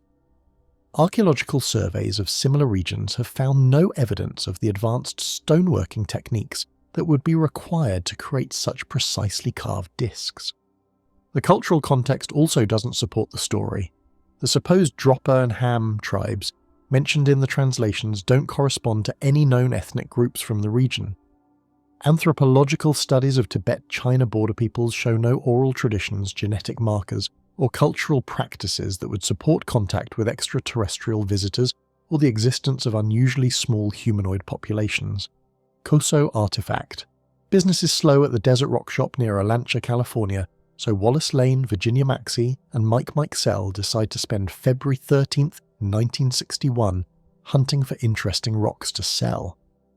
They're experienced rock hounds who know the Koso Mountains well, searching for geodes and other mineral specimens that tourists might buy. The three partners drive into the hills east of Olancha, looking for promising rock formations. About 4,300 feet up in the mountains, Lane spots what looks like a typical geode sitting loose on the ground. The rock appears unremarkable, roughly 6 inches in diameter, covered with the usual crusty exterior that geodes develop over time. But something about its weight catches his attention. This supposed geode feels heavier than expected, suggesting it might contain unusual crystals or mineral formations inside. The three collectors gather several rocks during their expedition and head back to their shop. The mysterious heavy geode sits with their other finds, waiting to be processed. The next day, Mixel takes the rock to his workshop to cut it open with his diamond saw. This is routine work for experienced rock hounds. Slice open the geode, reveal the crystal interior, and determine its commercial value. But when Mixel's saw blade hits the rock, something goes wrong. The blade dulls immediately, struggling against unexpected resistance inside what should be a hollow geode. After considerable effort, he manages to cut through the outer layer, and what he finds inside stops him cold. Instead of crystals or an empty cavity, the geode contains a perfectly cylindrical object made of white porcelain-like material. In the centre of this white cylinder sits a metallic shaft, exactly like the electrode in a spark plug. The object measures about 3/4 of an inch in diameter and appears to be a complete manufactured component. Mixel calls his partners over to examine the discovery. None of them can explain how a mechanical device ended up inside what appeared to be a natural geode. The white ceramic material looks like electrical insulation, and the metal shaft shows the kind of precision manufacturing associated with automotive or industrial equipment. The three rockhounds know enough about geology to understand why this discovery seems impossible. Geodes form over thousands or millions of years as mineral-rich water deposits crystals inside hollow cavities in rock. The process happens slowly, in natural environments undisturbed by human activity. Finding manufactured objects inside genuine geodes would challenge everything geologists know about rock formation. Word of the discovery spreads through local rock collecting circles. Someone contacts a radiologist, who agrees to X-ray the object to better understand its internal structure. The X-ray images reveal even more detail. The artifact shows clear signs of mechanical construction, with internal components arranged exactly like those in a spark plug. The mystery deepens when the discoverers learn about the geological age of rocks in the Koso mountain area. According to standard geological dating, the rock formations where they found the geode are extremely old, possibly 500,000 years or more. If their geode formed naturally in this environment, the spark plug-like object inside would predate human civilization by hundreds of thousands of years. This apparent impossibility attracts attention from researchers interested in anomalous artifacts. The object becomes known as the Koso artifact and gains a reputation as evidence that advanced technology existed in prehistoric times. Some theorists suggest it proves ancient civilizations possessed sophisticated manufacturing capabilities. Others propose it indicates extraterrestrial visitation in the distant past. But experienced investigators know that extraordinary claims require extraordinary evidence. They begin examining the discovery more carefully, looking for simpler explanations that might account for the apparent paradox. The first line of investigation focuses on the object itself. Detailed examination reveals it's not just similar to a spark plug. It appears to be an actual spark plug, complete with the porcelain insulator, metal electrode, and threaded exterior typical of early 20th century automotive components. The construction matches spark plugs manufactured in the 1920s, specifically Champion brand plugs used in Ford Model T engines. But if this is a genuine 1920s spark plug, how did it end up encased in what appears to be ancient rock? The answer requires understanding the difference between geodes and concretions, two geological formations that can look similar but form through different processes. True geodes develop slowly over millions of years in volcanic or sedimentary environments. But concretions can form much more rapidly when mineral-rich water encounters foreign objects. In the right conditions, concretions can develop thick, rock-like shells around buried items in just decades or centuries rather than geological ages. The Koso Mountains have a history of mining activity dating back to the late 1800s and early 1900s. Mines in the area extracted gold, silver, and other minerals using equipment that included gasoline-powered machinery. Mining operations frequently discarded broken or worn-out equipment at work sites, especially when projects ended or companies went out of business. Chemical analysis of the supposed geode reveals It's actually a concretion, a mass of mineral matter that formed around the spark plug after it was discarded. The mineral composition matches what geologists expect from rapid concretion formation in the local groundwater environment, not the slow crystal growth typical of genuine geodes. The timeline fits perfectly with the mining history of the area. Gasoline-powered equipment became common in California mining operations during the 1920s. When machinery broke down or wore out, components like spark plugs were often left at remote work sites rather than transported back to town for proper disposal. Wolfsegg iron. Inside a foundry in Austria, the air is thick with coal dust and the sound of hammers on metal. It's 1885, and the Industrial Revolution has reached every corner of Europe. Workers at Isidor Braun's foundry near Wolfsegg am Hausruck go through their daily routine. Break open blocks of brown coal, feed the furnaces, keep the fires burning hot enough to melt iron. But on this particular autumn day, something unusual happens. A worker named Rydell swings his hammer down on a block of lignite coal, splitting it open like he's done thousands of times before. The coal cracks apart cleanly. Inside, where there should be nothing but more coal, sits a small metal object. It's roughly cube-shaped, about the size of a matchbox but heavier, much heavier. The metal surface looks weathered, almost corroded, with a deep groove running around its middle like someone had carved it there on purpose. The worker holds it up to the light, turns it over in his hands.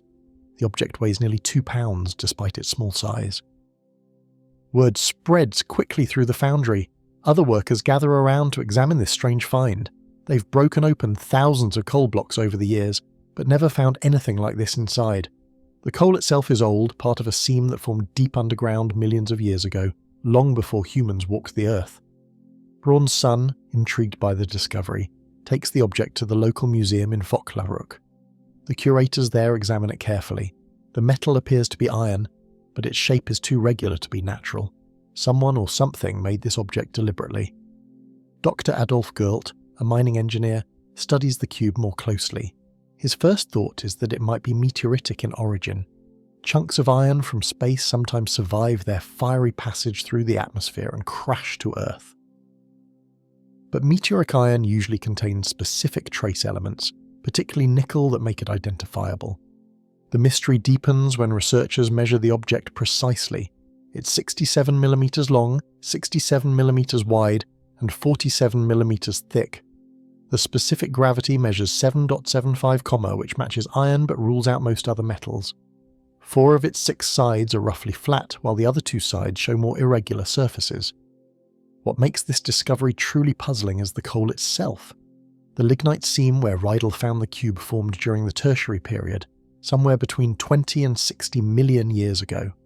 At that time, the area was covered by ancient forests. Over millions of years, layers of dead plant material accumulated, were buried, compressed, and slowly transformed into coal.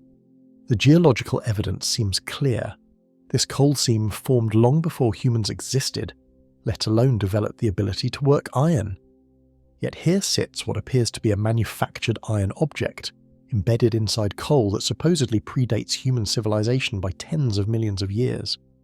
Scientists examine the object using increasingly sophisticated methods as technology advances. In the 1960s, electron beam microanalysis reveals something unexpected. The iron shows no traces of nickel, chromium, or cobalt. These elements are typically found in meteoritic iron, which rules out the space origin theory. The analysis also shows unusually low magnesium content, leading researchers to conclude the object might be cast iron rather than meteoric iron. Cast iron is definitely human-made, but that explanation creates an even bigger problem. How does human-made cast iron end up inside coal that formed millions of years before humans existed? By 1973, researcher Hubert Matliener conducts more detailed studies. His analysis suggests the object was created using the Sear-Purdue technique, also known as lost wax casting. This is an ancient method where a wax model is covered in clay, the wax is melted out and molten metal is poured into the resulting mould. The lost wax technique has been used by humans for thousands of years to create complex metal objects, but finding evidence of this manufacturing method in an object supposedly millions of years old creates a logical impossibility.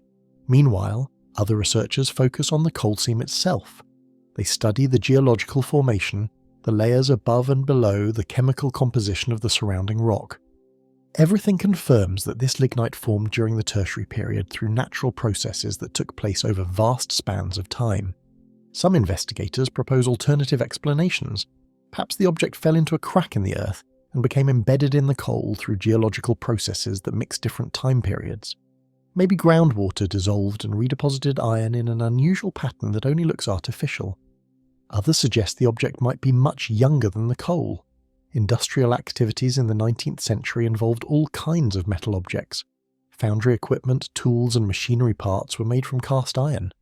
If such an object had somehow been forced into a coal seam during mining operations, it might appear to be embedded in ancient rock when it was actually much more recent. The physical evidence presents contradictory clues. Photographs of the object show it's not actually a perfect cube as often described. The surface is pitted and irregular, more like corroded metal than precisely machined parts. The famous groove around its middle could be natural corrosion rather than deliberate carving. Chemical analysis reveals the iron composition matches industrial cast iron from the 19th century rather than ancient metallurgy. The manufacturing techniques available in 1885 could easily have produced an object with these exact properties. But the foundry workers insist they broke the object directly out of solid coal. They maintain the lignite showed no signs of being disturbed or artificially embedded. The coal cracked open cleanly, revealing the metal object sitting inside as if it had been there for millions of years.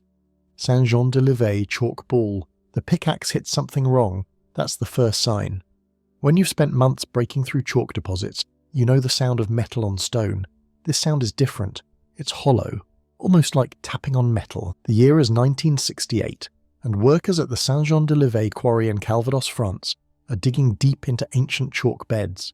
This isn't soft modern chalk, this is Aptian chalk, formed during the Cretaceous period roughly 125 million years ago, back when dinosaurs ruled the earth and flowering plants first appeared.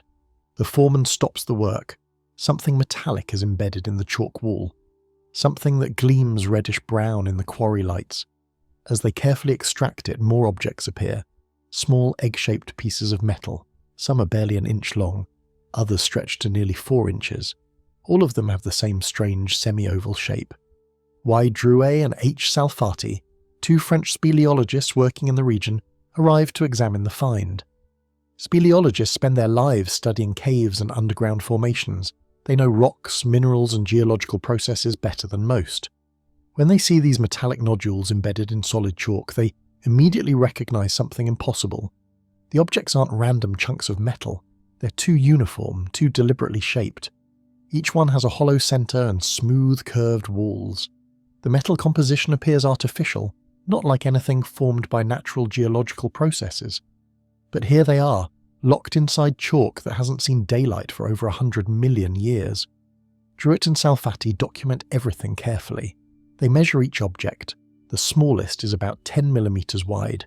The largest reaches 40 millimeters.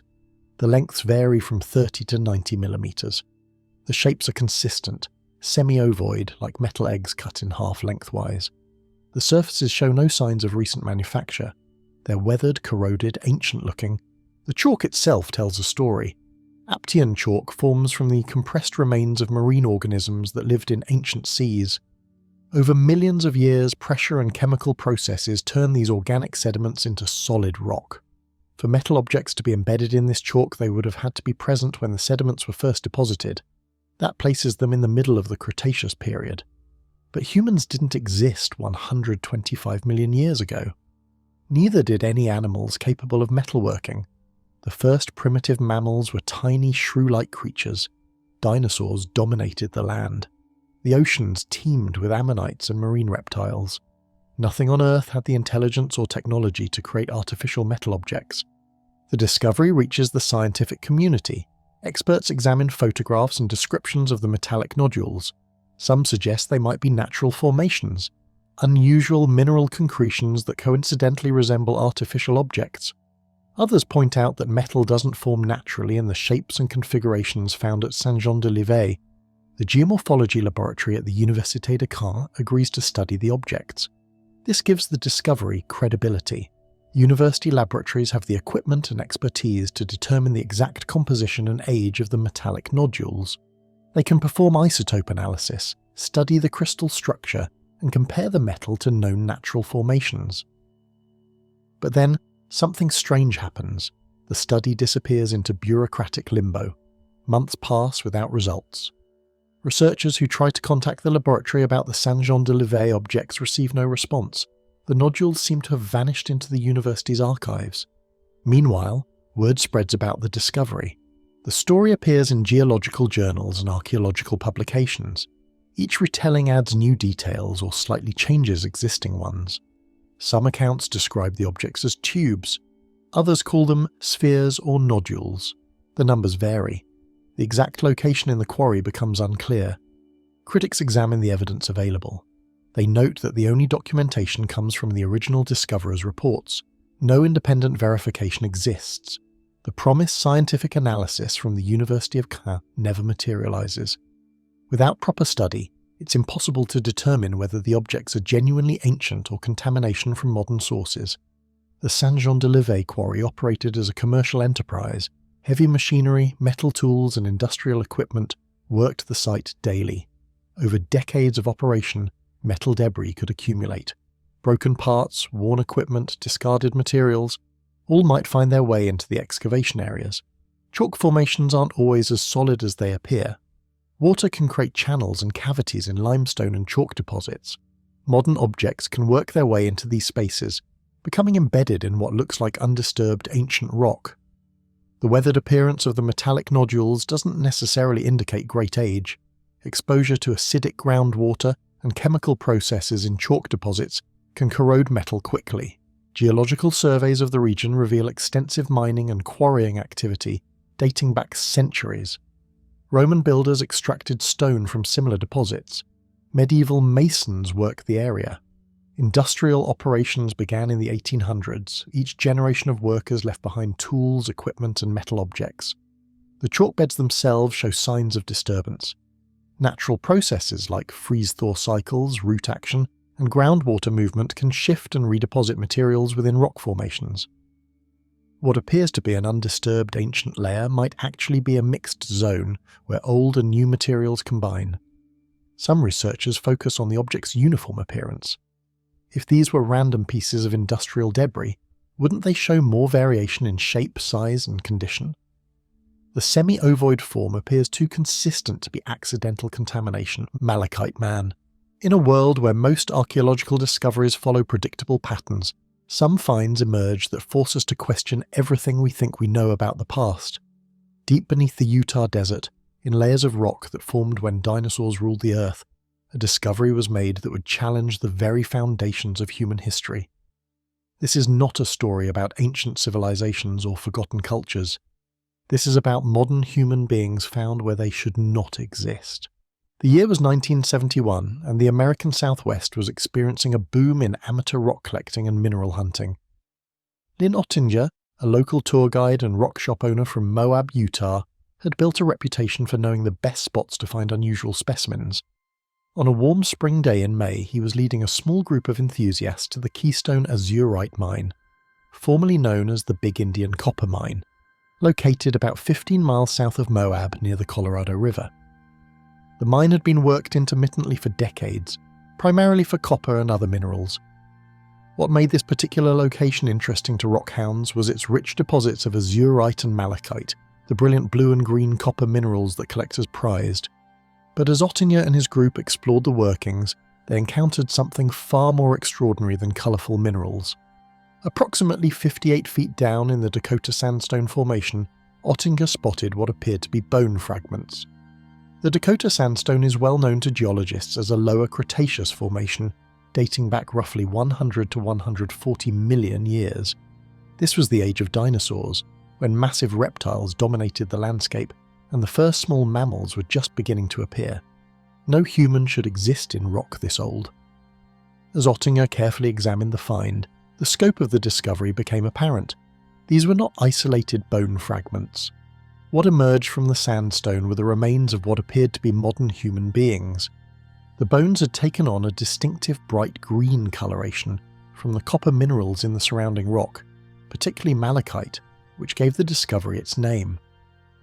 Over the following months, as word spread through both amateur and professional circles, additional remains were uncovered. By some accounts, skeletal remains of up to 10 individuals were eventually recovered from the site. The bones were anatomically modern human remains, showing no primitive characteristics that might suggest they belonged to an earlier human ancestor. They appeared in every measurable way to be contemporary with modern humans. The implications were staggering. If these bones were truly embedded in 140 million year old Cretaceous sandstone, they would predate the accepted emergence of mammals by tens of millions of years. They would place modern humans alongside Tyrannosaurus rex and Triceratops. They would fundamentally overturn everything science understands about evolution and the timeline of life on Earth. News of the discovery reached Clifford Burdick, a geologist and creation researcher who had spent years searching for evidence that might support alternative views of Earth's history. In 1973, Burdick published his analysis of the find, arguing that the bones were indeed embedded in the ancient sandstone formation and represented proof that humans and dinosaurs had coexisted. But the scientific establishment was not convinced. Mainstream geologists and paleontologists who examined the site raised serious questions about the discovery. They pointed out that the area had been disturbed by mining activities for decades. The bones, they argued, were found in what appeared to be loose, unconsolidated sand rather than solid rock. The green coloration, while striking, could occur relatively quickly under the right chemical conditions. Critical analysis of the site revealed additional problems with the extraordinary claims. The human remains were found in what appeared to be a natural cave or fissure in the rock, not embedded within the solid sandstone matrix itself. This suggested that the bones had been deposited in the cave much more recently and had acquired their mineral coloration through contact with copper-rich groundwater. Furthermore, when professional archaeologists examined the site, they found evidence of more recent human activity. Native American artifacts were discovered in the same general area, suggesting that the caves and fissures in the rock formation had been used by people within the last few thousand years, not millions of years ago. The controversy deepened when attempts were made to radiocarbon date the bones. While some claimed that the mineral replacement made accurate dating impossible, others suggested that the bones were far too recent to be of Cretaceous age. The debate became entangled in larger discussions about the age of the Earth and the validity of evolutionary theory. As investigations continued into the 1980s and 1990s, the weight of evidence increasingly suggested that Malachite Man represented a case of recent human remains that had become mineralized in an ancient rock formation. The copper-rich environment of the mine had created the perfect conditions for bones to acquire the distinctive green coloration that made them appear ancient. Yet questions remained. How exactly had the bones become so thoroughly mineralized? Why were they found so deep in the formation? Even if the remains were recent, the mechanism by which they had ended up in their final location was not entirely clear.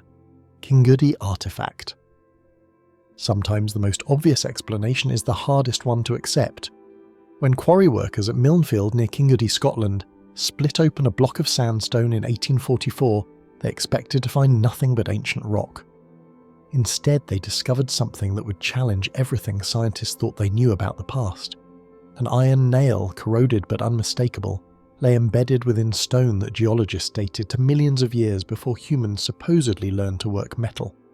The establishment wants you to believe their timeline.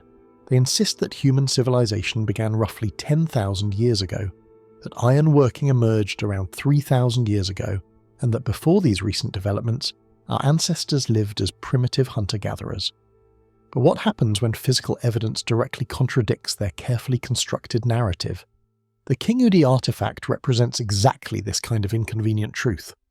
Sir David Brewster, a respected Scottish physicist and founder of the British Association for the Advancement of Science, examined the nail personally.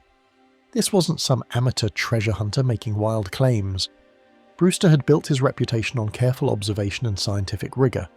When he reported his findings to the British Association, he described a cut iron nail about the size of a six-penny nail, slightly corroded, found within Devonian Old Red Sandstone Formation, estimated to be 360 to 400 million years old. The The quarry workers who made the discovery weren't looking for anything unusual. They were simply extracting building stone when their tools split the sandstone block. The nail didn't fall out or appear loosely placed. According to their account, it was firmly embedded within the stone itself, with about half an inch projecting into the overlying clay. The iron showed clear signs of oxidation and age, but remained recognisably manufactured rather than naturally formed. Geologists immediately began questioning the age of the rock formation. The old red sandstone at Kingoodie had been classified as Devonian period, formed during an era when the most complex life forms were primitive fish and early amphibians. No mammals existed, no reptiles had evolved. The idea of human beings, let alone human technology, existing during this period contradicted every established principle of evolutionary timeline. But Brewster didn't back down from his observations. He submitted detailed queries and statements to his scientific peers, asking them to explain how a manufactured iron nail could exist within such ancient rock. The responses he received focused on questioning the nail's origin rather than explaining its presence. Some suggested the nail might have been dropped during excavation and somehow became embedded through natural processes. Others proposed that the rock might not be as old as initially determined. The skeptical explanations revealed more about scientific bias than scientific method. Rather than investigating how human technology might have existed far earlier than believed, researchers immediately assumed the evidence must be wrong. They preferred to question clear physical observations rather than reconsider their theoretical assumptions about human history. Modern analysis of similar discoveries has revealed that rapid mineralization can occur under specific conditions. Certain geological environments can encapsulate metal objects within forming stone in remarkably short timeframes. However, the Kingoodie site showed no evidence of recent geological activity that could explain such rapid stone formation around a modern nail. The nail itself displayed characteristics inconsistent with 19th century manufacturing. The iron composition and forging marks suggested techniques that didn't match contemporary Scottish metalworking practices. Chemical analysis would have provided crucial information about the metal's age and origin, but such testing wasn't performed at the time of discovery. Archaeological evidence from around the world increasingly suggests that human technological development didn't follow the linear progression taught in textbooks. Advanced metallurgy, sophisticated engineering, and complex manufacturing techniques appear in the archaeological record much earlier than mainstream science acknowledges. The Kingoodie nail fits this pattern of anomalous evidence that challenges conventional chronology. The quarry itself held other unusual findings. Workers reported discovering tool marks on stone surfaces deep within formations that supposedly predated human existence. These marks showed clear evidence of metal tools rather than natural erosion or animal activity. The combination of manufactured objects and worked stone surfaces suggested significant human activity at the site during periods when humans allegedly didn't exist. Scientific institutions have a vested interest in maintaining their established timeline of human development. Academic careers, research funding, and institutional credibility depend on supporting the accepted narrative. When evidence emerges that contradicts this narrative, the response typically involves dismissing the evidence rather than questioning the theory. The Kingoodie artifact disappeared from scientific discussion shortly after Brewster's initial report. No follow-up investigations were conducted. No additional testing was performed. The nail simply vanished from academic consideration, along with the uncomfortable questions it raised about human antiquity. This pattern of suppression repeats throughout the historical record. Anomalous artifacts that suggest advanced ancient civilizations are consistently overlooked, misclassified, or forgotten by mainstream archaeology. The evidence accumulates, but the interpretation remains unchanged because acknowledging these discoveries would require completely restructuring our understanding of human history. Giant skeletons. Flip through the pages of a 19th century newspaper and you'll stumble across some of the strangest headlines in American journalism. Right there, between advertisements for patent medicines and reports from the latest political scandals, you'll find stories that sound like they belong in a different world entirely. Giant skeleton discovered in Ohio Mound. 18-foot human remains found in Tennessee. Ancient race of giants unearthed in Wisconsin. The stories follow a familiar pattern. Workers are digging somewhere, building a railroad, excavating a foundation, clearing farmland. Their shovels hit something unexpected. Not rocks or roots, but bones. Big bones, human bones, much bigger than any human bones should be. The New York Times, December 20th, 1897. 3 burial mounds on a farm in Maple Creek, Wisconsin, have been found to contain the skeletons of a giant race. The skeletons are well preserved and of great size, the femur measuring 26 inches in length, indicating a height of over 8 feet. The discoveries aren't limited to one region. Reports pour in from across the American landscape: Ohio, Wisconsin, Pennsylvania, Tennessee, California. Each story describes similar findings: unusually large skeletal remains often discovered in ancient burial mounds, frequently accompanied by artifacts suggesting these were people of importance in their communities. Local newspapers treat these discoveries as legitimate archaeological finds. The New York Times, considered America's newspaper of record, publishes dozens of these stories between 1870 and 1920. The accounts include details that suggest serious investigation: measurements, witness names, descriptions of the excavation sites. In 1891, the New York Times reports on a discovery at Buzzards Bay, Massachusetts, where actor Joseph Jefferson found the skeleton of a man that filled them with astonishment from its great size while renovating his summer property. The paper describes the remains as being found in undisturbed earth, suggesting great age. The Ohio Historical Society documents multiple giant skeleton discoveries across the state. In Miamisburg, workers uncovered remains that measured over 8 feet tall. In Ross County, excavations revealed skeletons described as 7 to 8 feet in stature. Each discovery followed proper archaeological procedures for the time, with local officials and sometimes university researchers examining the remains. But here's where the story takes an interesting turn. By the 1920s, these reports begin to disappear from newspapers. The last major account appears in the New York Times in 1923, describing the discovery of an Indian giant skeleton in Ohio. After that, nothing. The regular stream of giant skeleton discoveries that had filled American newspapers for 50 years simply stops. Modern researchers who investigate these historical accounts face an immediate problem. Where did all these skeletons go? If 19th century America was finding giant human remains on such a regular basis, where are they now? What happened to the physical evidence? Some point to the Smithsonian Institution. Many of the newspaper accounts mention that discovered skeletons were sent to the Smithsonian for further study. The institution had researchers working across the country during this period, collecting artifacts and specimens from Native American sites. If anyone would have extensive records of giant skeleton discoveries, it would be the Smithsonian. But the Smithsonian's official position is clear. They have no record of receiving or studying human remains of unusual size from this period. Their archives contain thousands of Native American skeletal remains collected during the 19th and early 20th centuries, but none showing evidence of the extreme heights described in newspaper accounts. This discrepancy fuels speculation. Some researchers suggest a deliberate cover-up, arguing that evidence of giant humans contradicts accepted theories about human evolution and American prehistory. They point to the abrupt end of newspaper reports as evidence of institutional suppression. Others look more carefully at the newspaper accounts themselves. Reading these stories with a critical eye reveals some interesting patterns. Many descriptions use identical language, suggesting reporters were copying from other sources rather than investigating firsthand. Key details often remain vague. Exact locations aren't specified, witness names are omitted, measurements aren't independently verified. The excavation techniques of the 1890s also raise questions about accuracy.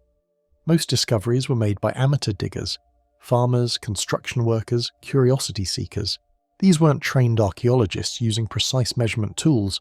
A 6-foot skeleton might easily appear much larger when excavated without proper reference points or documentation. Newspaper editors of this era had different standards for verification than we expect today. Sensational stories sold papers, and readers had limited ways to fact-check unusual claims. A report from a remote Ohio farm might travel through several newspapers before reaching the New York Times, with details changing along the way. Medical knowledge about human growth disorders was also limited in the 19th century. People suffering from gigantism or acromegaly, conditions that can produce individuals over 7 feet tall, were less understood than today. the discovery of remains from someone with these conditions might seem more mysterious to 19th century observers than it would to modern researchers. Some apparent giant skeletons had simpler explanations. The 1846 report from Tennessee, initially described as an 18-foot human, was later revealed to be mastodon bones, arranged to resemble a human skeleton.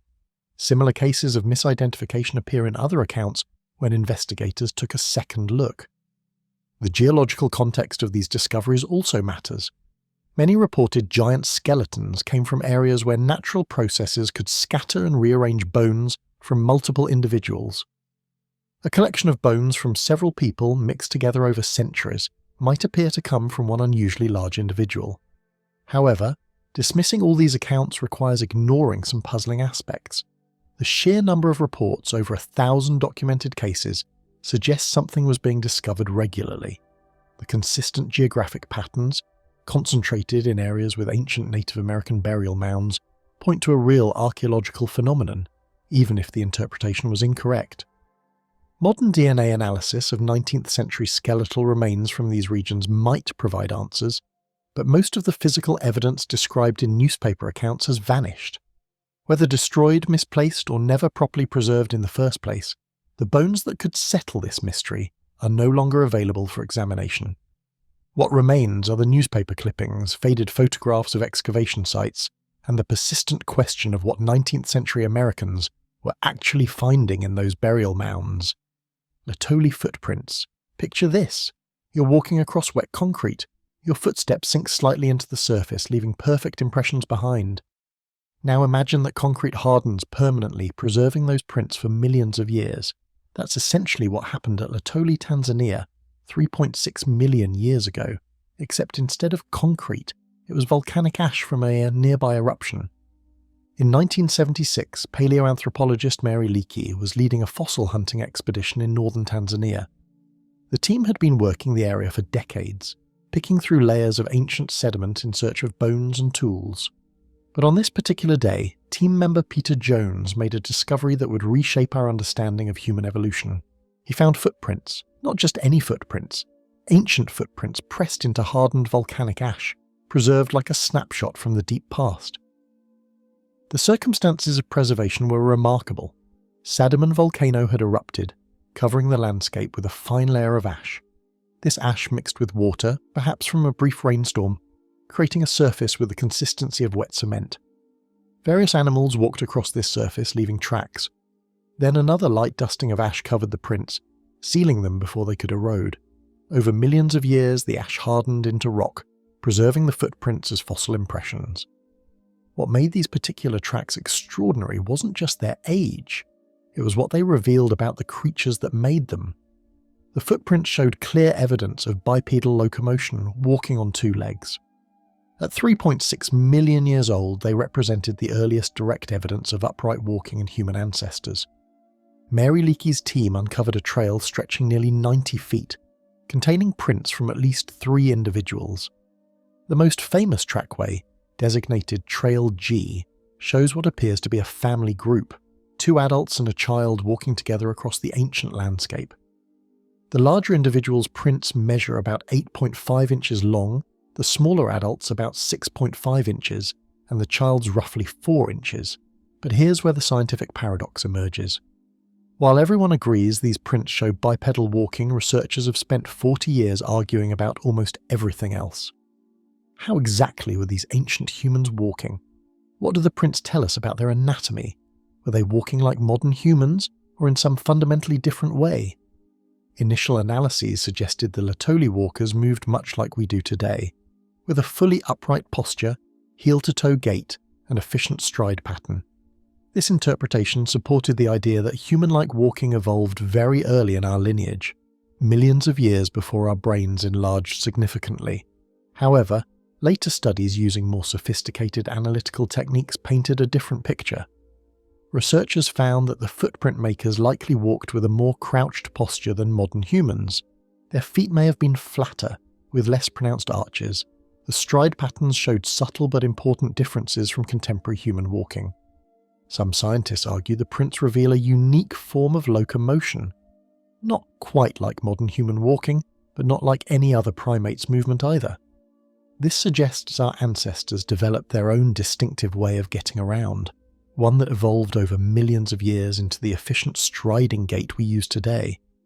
The debate gets more complex when researchers try to identify exactly which species made these tracks. Most scientists attribute them to Australopithecus afarensis, the same species that includes the famous fossil skeleton Lucy, found in Ethiopia just a few years before the Laetoli discovery. But even this seemingly straightforward identification faces challenges. Recent excavations at Laetoli have uncovered additional footprint sites with tracks that appear different from the original Trail G. Some of these newer prints are larger and show different gait characteristics, suggesting multiple hominin species might have been living in the same area at the same time.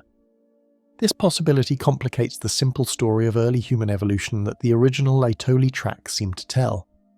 The preservation of the prints themselves presents another puzzle. While the volcanic ash theory explains how the footprints could be preserved, some researchers question whether this process could really capture the fine details visible in many of the tracks. They point out that experimental attempts to recreate similar conditions haven't produced prints with the same level of detail. Modern technology continues to reveal new information about these ancient tracks. 3D scanning and advanced imaging techniques show features that earlier researchers missed. Some prints contain evidence of toe impressions and heel strikes that weren't visible in earlier studies. These details provide new data for ongoing debates about ancient walking patterns. The footprints also raise questions about early human behavior and social structure. The apparent family group walking together suggests these ancient ancestors lived in social units and travelled as groups. But interpreting social behavior from footprints requires making assumptions that many scientists find problematic. Despite decades of study, the Laetoli footprints continue to generate new questions and conflicting interpretations. Each new analytical technique reveals additional details, but also raises fresh debates about what those details actually mean. The tracks remain a powerful piece of evidence for early bipedalism, but they've proven far more complex to interpret than anyone expected when Mary Leakey first uncovered them. The prints sit preserved under protective buildings at the site, slowly degrading despite conservation efforts. Time may be running out to extract all possible information from these remarkable fossils, leaving future generations to wonder what secrets we might have missed in our rush to understand our own origins. Fossilized human hand. Picture this moment. You're standing knee-deep in the muddy waters of the Paluxy River near Glen Rose, Texas, surrounded by limestone ledges that stretch back 110 million years. The sun beats down on your back as you lean closer to examine what looks like impossible evidence carved into the ancient rock. Your heart pounds as you realize you might be looking at something that challenges everything we know about human history. This is exactly what happened in 1995 near Weatherford, Texas, when a discovery emerged that would ignite fierce debates in the scientific community. We're talking about what appears to be a fossilized human handprint pressed into Cretaceous limestone, rock that formed during the age of dinosaurs, long before humans supposedly walked the earth. Let me take you on this journey to understand what makes this discovery so controversial and why it sits at the center of one of archaeology's most heated disputes. The Glen Rose Formation tells an incredible story. This limestone layer was formed during the Cretaceous period, when this part of Texas lay beneath a shallow tropical sea. Massive marine reptiles swam overhead while dinosaurs left their footprints along the muddy shorelines. The University of Texas has dated this rock formation to approximately 108 to 113 million years old. That's a time when flowering plants were just beginning to appear on Earth, and mammals were tiny creatures hiding from giant predators. Carl Bohr, founder of the Creation Evidence Museum in Glen Rose, has spent decades excavating this area. His museum sits just miles from Dinosaur Valley State Park, where thousands of authentic dinosaur tracks draw visitors from around the world. But Bohr's focus has been on something far more controversial. He claims to have uncovered evidence that humans and dinosaurs lived at the same time. The handprint in question sits on a loose block of limestone, carefully preserved in Bohr's museum. When you examine it closely, the detail is remarkable. The impression shows what appears to be a human hand, with clearly defined fingers, a thumb, and even what looks like the webbing between the thumb and index finger. The supposed middle finger appears to have penetrated deeper into the ancient mud. creating a distinctive impression that Brea argues could only have been made by a living human hand. The limestone itself tells a story of violent geological forces. During the formation of this rock, massive slabs were ripped from their prehistoric foundations, slammed together and shattered by unimaginable pressures. The locals who first discovered dinosaur tracks in this area had no idea they were walking across one of the most significant fossil sites in North America. But here's where the journey takes a fascinating turn. When scientists examine this handprint, they see something completely different than what Brea claims. Paleontologist Glenn Kuban, who has spent years studying the Glen Rose formations, examined the loose slab in person at Brea's museum. His trained eye detected something troubling.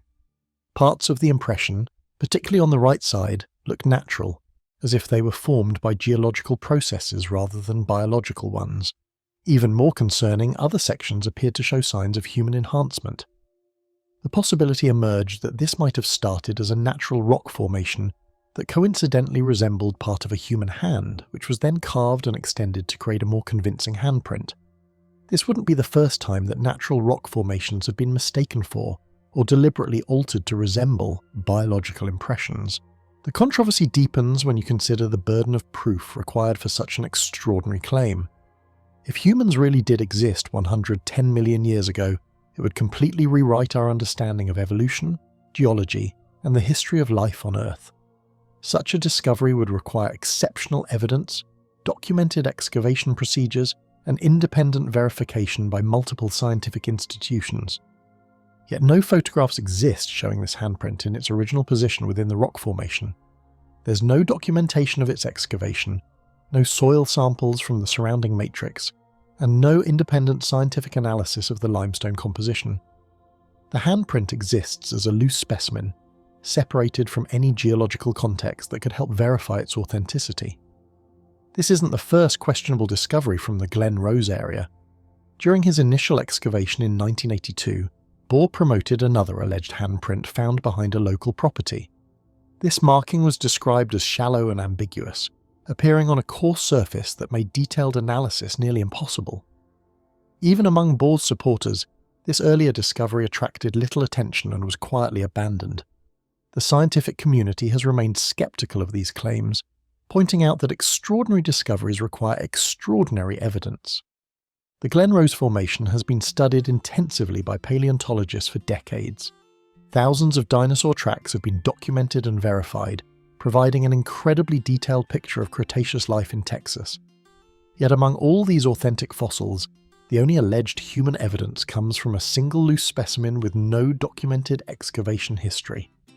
Meanwhile, just down the river at Dinosaur Valley State Park, visitors can walk along the same limestone beds and see authentic dinosaur footprints preserved exactly as they were discovered. These tracks show clear evidence of their formation process, with defined pressure ridges, proper depth variation, and consistent aging throughout the rock matrix. The handprint controversy reflects a larger debate about how we interpret evidence from the deep past. Natural rock formations can create incredibly convincing impressions that resemble biological features. Pareidolia, our tendency to see familiar patterns in random shapes, can make us perceive hands, faces, or other recognizable forms in natural rock textures. Yet questions remain that keep this discovery alive in archaeological discussions. If this is indeed a natural formation or a modern creation, why does it show such specific anatomical details? The supposed thumbnail impression, the webbing between fingers, and the varying depth of different digits all seem remarkably consistent with how a real hand might press into soft sediment. The location itself adds another layer of mystery. The Glen Rose area has produced some of the most significant paleontological discoveries in North America. The limestone formations here preserve incredible detail, capturing everything from dinosaur skin impressions to delicate plant fossils. If any location could preserve a human handprint from the Cretaceous period, this would be it. Morrisonville chain. Think about the most bizarre thing you could find while doing mundane household chores. Maybe a $20 bill in an old jacket pocket, or your grandmother's jewellery in a forgotten drawer. But what if you cracked open a lump of coal for your morning fire and found a delicate gold chain nestled inside, untouched by time, sitting in rock that formed before the first tree even existed? This exact scenario unfolded in 1891 in a small Illinois town, creating one of archaeology's most puzzling mysteries.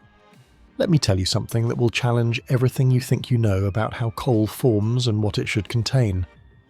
On a quiet Tuesday morning, June 9th, 1891, Mrs. Nina Maxon, Culp was going about her usual routine in Morrisonville, Illinois. Like most households of that era, the Culp family relied on coal for heating and cooking. Nina grabbed her trusty shovel and began breaking apart a chunk of coal that had been delivered from either the nearby Taylorville or Panamines. The coal split apart with the familiar crack that every housewife of the time knew well. But this time, something extraordinary happened. Embedded deep within the black fossil fuel was a delicate gold chain, coiled in a perfect circle, its ends meeting as if someone had carefully arranged it centuries ago. Nina examined the chain closely. It measured exactly 10 inches in length and weighed 12 grams. When she took it to her husband Silas, who happened to be a jeweller, he confirmed what seemed impossible. This wasn't some cheap trinket or accident of nature. The chain was made of genuine 8-carat gold, crafted with the precision that only human hands could achieve. The local newspaper, the Morrisonville Times, published this discovery on June 11th, 1891. Silas Culp, who owned the paper, described how the chain had occupied a circular hollow in the coal with both ends placed close together and completely contained within the lump. The coal had to be broken open to reveal this hidden treasure. Now here's where this story gets really interesting, and where every reasonable explanation starts to fall apart. Coal from the Illinois basin formed during the Pennsylvanian period of the Carboniferous era, roughly 300 million years ago. This was a time when vast swamp forests covered much of what would become the American Midwest. Giant ferns towered overhead, primitive amphibians splashed through steamy waters, and the first winged insects buzzed through humid air. The climate was tropical, and enormous amounts of plant material accumulated in these ancient wetlands. Over millions of years, layers of sediment buried these plant remains. Pressure and heat slowly transformed the organic matter into the coal that would later heat American homes. This process, called coalification, creates a time capsule. The coal preserves the chemical signature of those ancient forests, complete with fossilized plant remains and occasionally the impression of prehistoric creatures. But here's what makes the Morrisonville chain so baffling. Humans didn't exist 300 million years ago. In fact, mammals were tiny creatures hiding from giant reptiles. The first primitive primates wouldn't appear for another 240 million years. Modern humans wouldn't walk the earth for another 299.8 million years after this coal formed. Yet Nina Culp held in her hands a piece of sophisticated metalwork that could only have been created by skilled human craftsmen. The skeptics have their explanations, of course. They point out that late 19th century newspapers were notorious for publishing sensational stories without proper verification. The Morrisonville Times was a small-town paper owned by the husband of the woman who made the discovery. Silas Culp, being a jeweller, would have had access to gold chains and the knowledge to stage such a finding. Some suggest that coal naturally develops cracks and fissures over time, and that a modern chain could have worked its way into an existing cavity. Others propose that the coal might have been previously broken and the chain inserted before being sold to the Culps. But these explanations require their own leap of faith.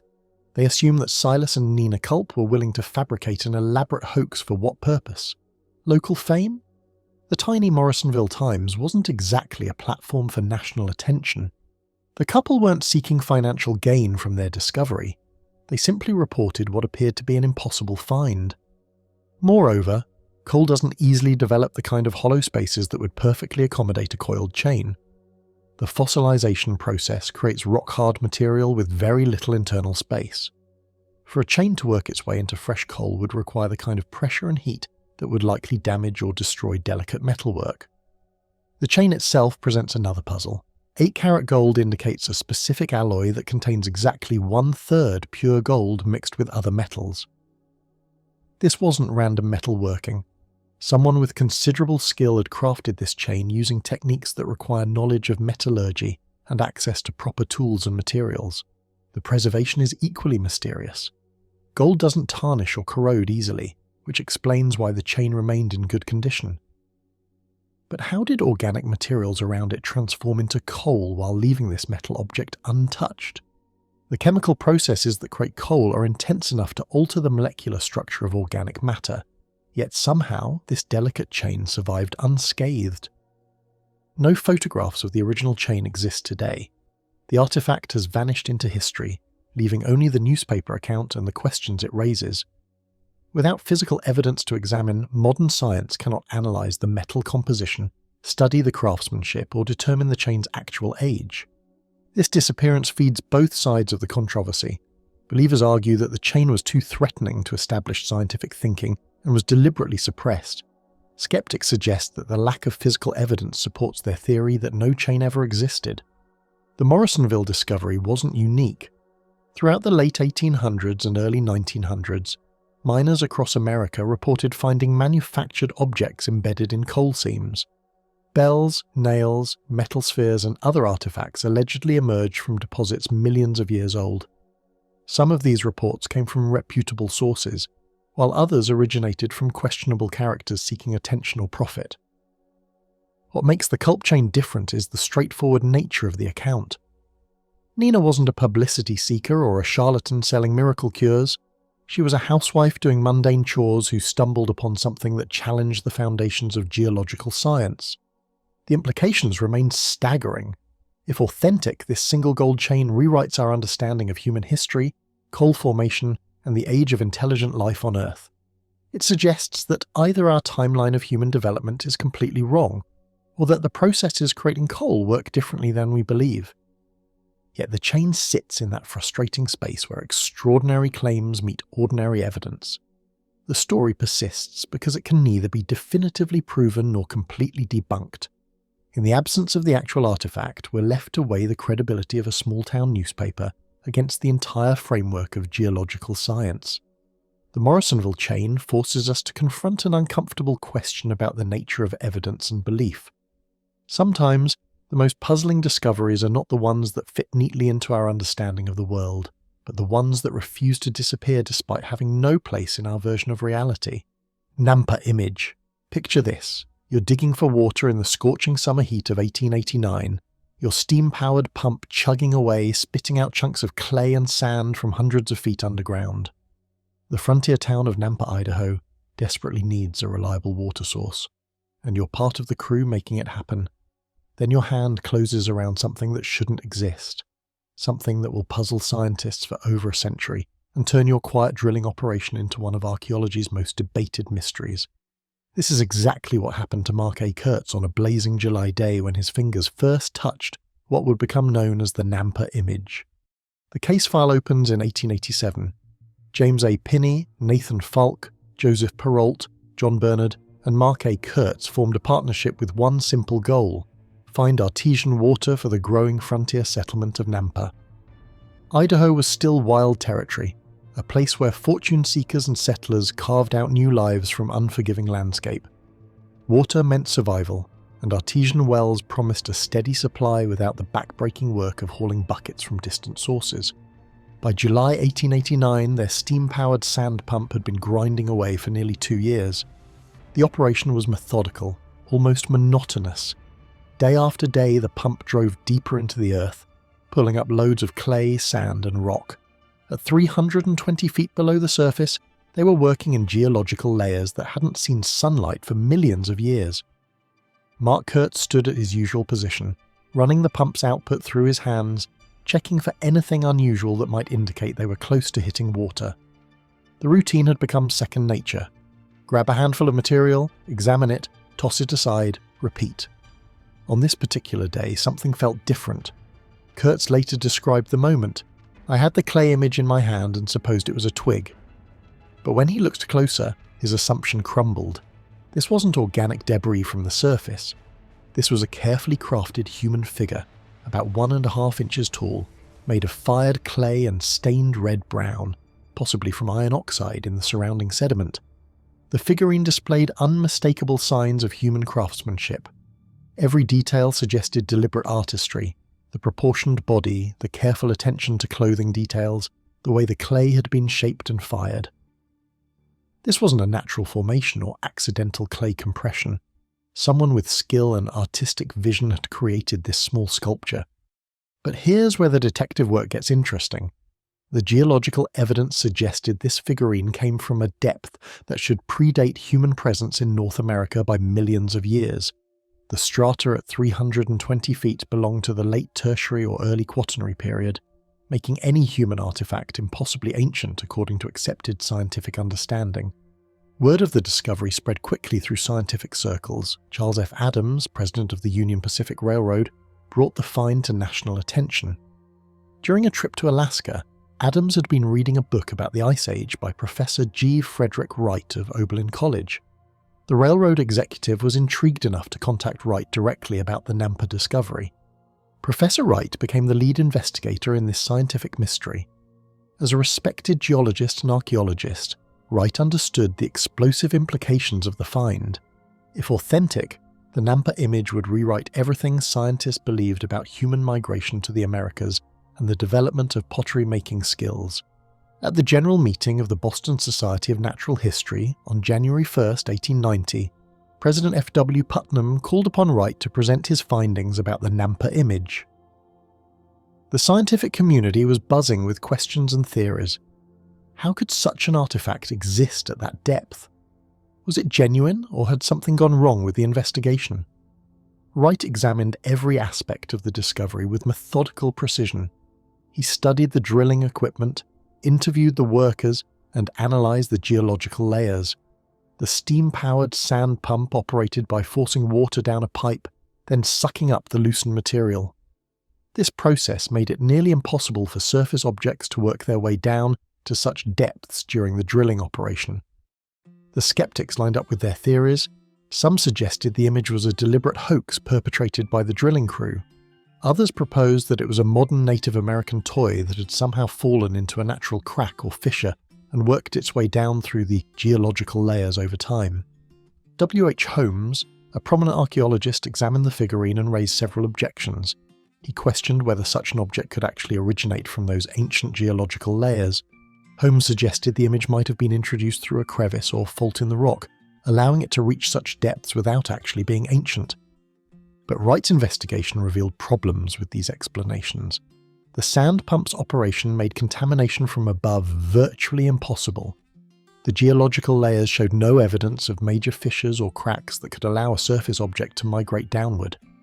The condition of the figurine itself suggested long burial in the specific clay and sand mixture found at that depth. Major Powell, the famous explorer, entered the debate with his own theory. He suggested the image was simply a modern Native American toy, nothing more mysterious than that. However, other experts pointed out that local tribes weren't known for making such fired clay figurines. The artistic style and construction technique didn't match regional Native American pottery traditions. Another investigator, a Mr. McGee, went further and directly accused Kurtz and his partner Duffs of fabricating the entire story. McGee suggested they had planted the figurine to create publicity, or perhaps to increase interest in their drilling operation. But this accusation faced its own problems. The drilling crew had no apparent motive for such deception. They weren't seeking fame or trying to sell anything. They were simply trying to dig a well for their community. Albert Allen Wright, a professor of natural history at Oberlin, conducted his own examination of the figurine. He concluded that while it would be possible to create a duplicate that appeared aged, doing so would require sophisticated knowledge of chemistry and geology that seemed unlikely among frontier drilling crews. The physical evidence continued to puzzle investigators. The figurine showed signs of long burial in the specific type of sediment found at that depth. Iron oxide staining had penetrated deep into the clay, suggesting extended contact with the iron-rich geological environment. The surface weathering patterns matched what would be expected from centuries or millennia of underground burial. Wright documented every detail of his investigation, publishing his findings in the prestigious Proceedings of the Boston Society of Natural History. His reports included detailed descriptions of the drilling operation, geological analysis of the site, and careful examination of the figurine itself. The mystery deepened when other investigators tried to replicate the discovery conditions. The specific type of clay, the mineral staining, the degree of weathering. All these factors would be extremely difficult to fake convincingly, especially by frontier workers with limited scientific knowledge. Yet the implications remained staggering. If the Nampa image was genuine, suggested either that humans had been present in North America far earlier than any evidence supported, or that the geological dating of the site was completely wrong. Both possibilities challenged fundamental assumptions of 19th century science. The case remained open, with evidence pointing in multiple directions. The physical artifact supported authenticity, but the geological context seemed impossible. The circumstances of discovery appeared genuine, but the implications defied scientific understanding. As investigators dug deeper into the mystery, they uncovered a puzzle that refused to yield simple answers, leaving future scientists to wrestle with questions that challenged everything they thought they knew about human history and geological time. Crystal skulls. Imagine walking into a dusty Parisian antique shop in 1878, where exotic treasures from distant lands fill every corner.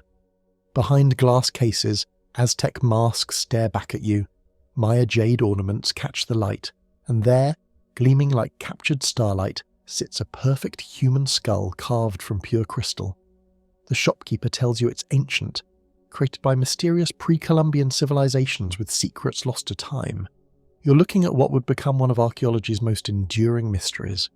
This is where our journey begins, not in the jungles of Central America or the temples of ancient Mexico, but in the sophisticated salons of 19th century Europe, where a French dealer named Eugene Boban was about to change the course of archaeological history forever. The year 1856 marks the first recorded appearance of a crystal skull in a European collection. The British Museum acquired a small specimen, barely an inch high, though no one recorded exactly where it came from. This tiny carved skull would be the first of many to surface in museums and private collections across Europe and America over the following decades. But it was at the 1878 Paris World's Fair where crystal skulls truly captured public attention. Boban, a charismatic antiquities dealer who had spent his youth in Mexico collecting artifacts and exotic birds, displayed an impressive collection of pre-Columbian treasures. Among them was a life-sized crystal skull that mesmerized visitors with its perfect human proportions and flawless crystal clarity. Boban's story reads like an adventure novel. Born into humble circumstances in Paris in 1834, he travelled to California during the gold rush as a teenager, then made his way to Mexico where he fell in love with the ancient civilizations that had once ruled there. He established himself as an expert on pre-Columbian artifacts, building a successful business selling archaeological treasures to European and American collectors hungry for exotic antiquities. By 1886, Boban had expanded his operations to New York, where his auction catalogue advertised another crystal skull described as originating from the Valley of Mexico. The catalogue also listed a crystal hand, supposedly Aztec in origin. These objects, like many others in Boban's inventory, seemed to appear from nowhere, with no documentation of their discovery or archaeological context. The most famous crystal skull discovery came in 1924, when 17-year-old Anna Mitchell Hedges claimed to have found a perfect specimen beneath a collapsed altar at the Maya ruins of Lubantun in British Honduras, now Belize. Her adoptive father, adventurer Frederick Mitchell Hedges, was leading an archaeological expedition to the site when Anna allegedly made her remarkable discovery on her birthday. The Mitchell Hedges skull was unlike anything seen before. Carved from a single block of clear quartz crystal, it featured a detachable jaw and showed incredibly sophisticated workmanship. The skull's surface was so perfectly polished that it seemed to glow with inner light. Mitchell Hedges himself described it as the Skull of Doom, claiming it was carved by Maya craftsmen thousands of years ago. Yet even as Anna Mitchell Hedges told her story, questions emerged. No photographs documented the skull's discovery. No other team members recalled seeing Anna find the artifact. Most troubling of all, researchers later discovered that the skull had appeared in London auction houses years before the alleged Lubantun discovery, offered for sale by none other than Frederick Mitchell Hedges himself. The 1930s and 1940s saw more crystal skulls surface in private collections and smaller museums. Each came with tantalizing stories of ancient Maya or Aztec origins, but none had verifiable archaeological documentation. Collectors and dealers passed these objects from hand to hand, their supposed histories growing more elaborate with each telling. In 1992, the mystery deepened when the Smithsonian Institution received an anonymous package containing a massive crystal skull weighing 31 pounds. The accompanying letter suggested it was of Aztec origin but provided no other information about its history or discovery. Smithsonian anthropologist Jane McLaren Walsh began investigating the skull's origins, a quest that would eventually expose the truth behind these enigmatic artifacts. Walsh's research led her to examine crystal skulls in collections around the world. Working with British museum scientist Margaret Sachs, she subjected several skulls to detailed analysis using scanning electron microscopes and other advanced techniques. What they discovered revolutionized our understanding of these mysterious objects. The microscopic evidence was damning.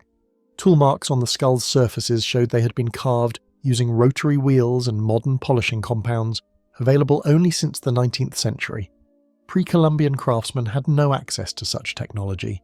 They worked jade, obsidian, and other materials using hand tools and abrasive sands, techniques that would have left entirely different microscopic signatures. Further investigation revealed that virtually every crystal skull in museum collections could be traced back to the same source, Eugene Baban and his network of dealers operating in the late 1800s.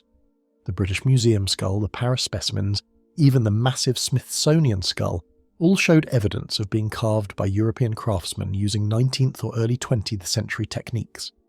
The revelation sent shockwaves through the archaeological community. Prestigious institutions like the British Museum began displaying their crystal skulls with new labels identifying them as modern fakes. The Smithsonian likewise acknowledged that their specimen was not an ancient artifact, but a skillful 20th century creation. Even the famous Mitchell Hedges skull, long considered the most convincing of all crystal skulls, showed clear evidence of modern manufacturing. Experts determined it was likely carved in Europe, possibly by the same workshops that produced other specimens in Boban's network.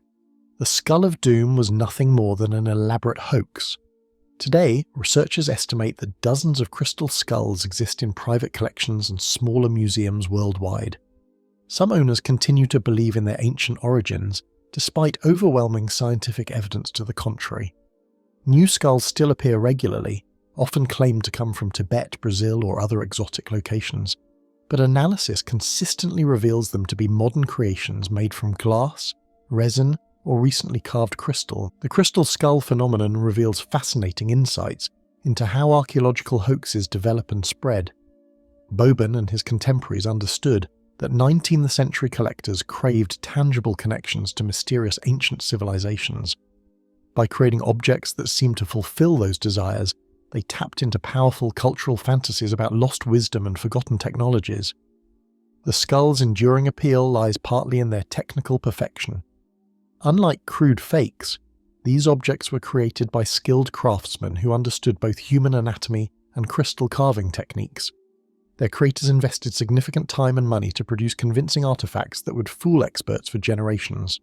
Dorchester pot. Imagine the earth-shaking boom of black powder splitting ancient rock, the acrid smell of smoke filling the air, and chunks of stone flying in every direction. You're standing on Meeting House Hill in Dorchester, Massachusetts, watching workmen clear land for construction. It's June 1851, and industrial progress demands that this stubborn hill give way to human ambition. Then, as the dust settles and workers begin sorting through the debris, someone spots something that doesn't belong, something that will challenge everything scientists thought they knew about deep time and human history. This is how the Dorchester pot entered the world, emerging from solid rock in pieces, carrying with it questions that would puzzle researchers for generations. The story begins with a routine construction project. Workmen needed to clear Meeting House Hill, just a few rods south of Reverend Mr. Hall's meeting house, to make way for development in the growing town of Dorchester. The hill presented a significant obstacle, composed of what geologists call pudding stone, a type of conglomerate rock formed millions of years ago when pebbles and sand were cemented together under immense pressure and time. Breaking up this ancient rock required the most powerful tool available, in 1851, black powder explosives. The workmen carefully placed their charges, lit the fuses, and stepped back to watch the blast do its work.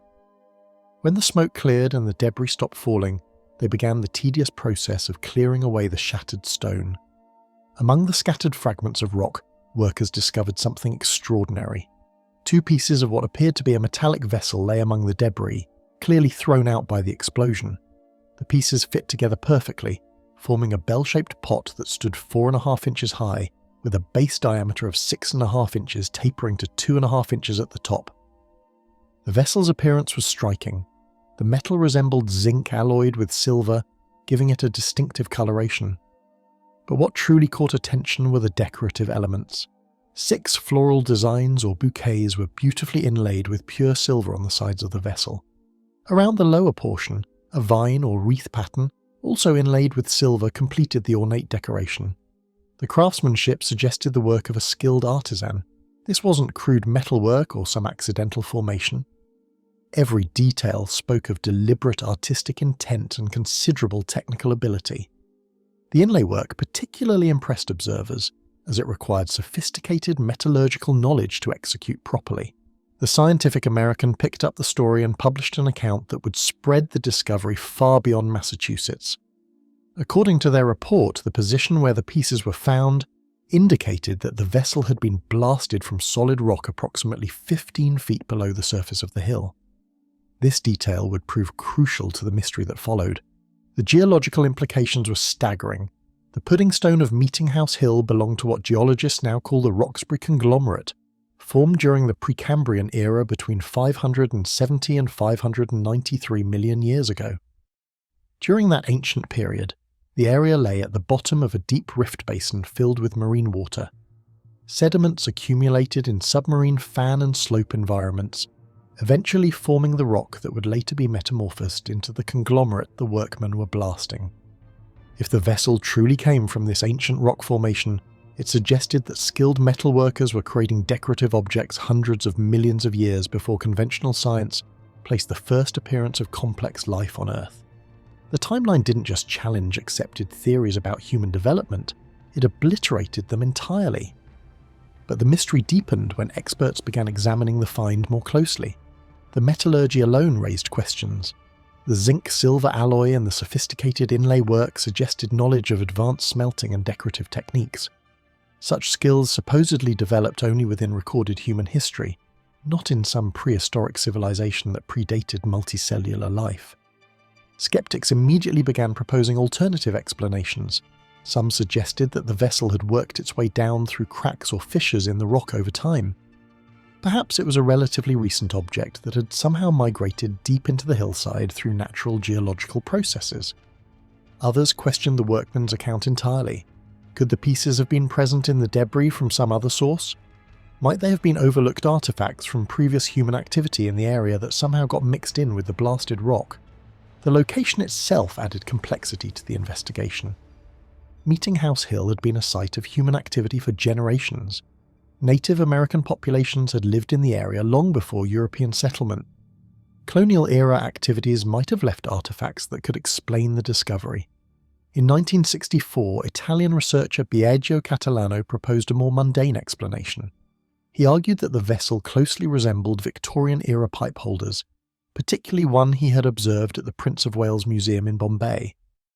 This identification suggested that the Dorchester pot might be nothing more than a 19th century household object that had somehow become embedded in the construction debris.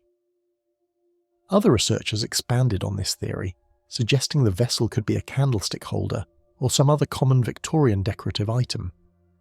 The ornate silver inlay work and overall design certainly fit the aesthetic preferences of mid-19th century craftsmanship. But these explanations faced their own problems.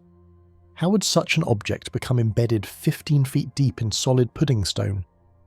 The rock showed no obvious signs of recent disturbance or fissures that could allow surface objects to migrate to such depths. The blast pattern and debris field suggested that the pieces had indeed come from deep within the solid rock formation. The question of the vessel's condition also puzzled investigators. If it had been exposed to surface conditions for any significant period, wouldn't it show different patterns of corrosion or weathering? The metal appeared to have characteristics consistent with long burial in the specific mineral environment of the Roxbury conglomerate. Metallurgical analysis might have resolved some questions, but the technology for detailed compositional analysis didn't exist in 1851. Later, researchers would have to rely on descriptions and photographs, as the original artifact's location became uncertain over time. The discovery sparked broader questions about how scientists evaluate anomalous finds. What standards of evidence should apply when a discovery challenges fundamental assumptions? How do researchers distinguish between genuine anomalies and misinterpreted data? The case remained open, with evidence pointing in multiple directions and no clear resolution emerging from the available facts. The Dorchester pot continued to represent one of archaeology's most puzzling mysteries, where conventional explanations seemed inadequate but extraordinary claims lacked definitive proof. Baghdad Battery. Think of a moment when everything you thought you knew about the past gets turned upside down. You're dusting off shelves in the National Museum of Iraq in 1938, carefully cataloguing artifacts that have been sitting in storage since their discovery near Baghdad 2 years earlier. Your name is Wilhelm Koenig, and you're the museum director with a background in both archaeology and science. As you examine one particular ceramic jar from the ancient site of Kujut Rabu, something doesn't add up. The vessel contains a copper cylinder sealed with asphalt, and inside that cylinder sits an iron rod. The construction is too deliberate, too purposeful to be random. Then it hits you like lightning. You might be holding a 2,000-year-old battery. The artifact before Koenig came from the ruins near Ctesiphon, once the mighty capital of both the Parthian and Sasanian empires. The bright yellow clay vessel stands about 6 inches tall, unremarkable at first glance among thousands of pottery fragments found throughout Mesopotamia. But this jar contains something extraordinary. A copper tube roughly 5 inches long, held in place by a thick layer of bitumen. Threading through the centre of this copper cylinder runs an iron rod, creating what appears to be a primitive electrical cell. The ceramic style suggests it dates to the Sasanian period, somewhere between 224 and 650 AD, making it potentially the world's oldest known battery. Koenig's theory sparked immediate controversy. How could ancient peoples have understood electrical principles that wouldn't be formally discovered until Alessandro Volta's experiments in 1800? The very suggestion challenged everything historians believed about technological development in the ancient world. Yet the physical evidence was undeniable. The Baghdad battery contained all the essential components of a galvanic cell, 2 different metals separated by an electrolyte medium. The discovery wasn't entirely isolated. 4 similar vessels had been excavated at nearby Seleucia in 1930, each sealed with bitumen and containing bronze cylinders. Inside these cylinders, archaeologists found rolled papyrus containing decomposed organic material, suggesting these containers might have served multiple purposes. The pattern indicated that such constructions weren't accidental, but represented a deliberate technology understood by ancient craftspeople. Testing Koenig's hypothesis required careful experimentation.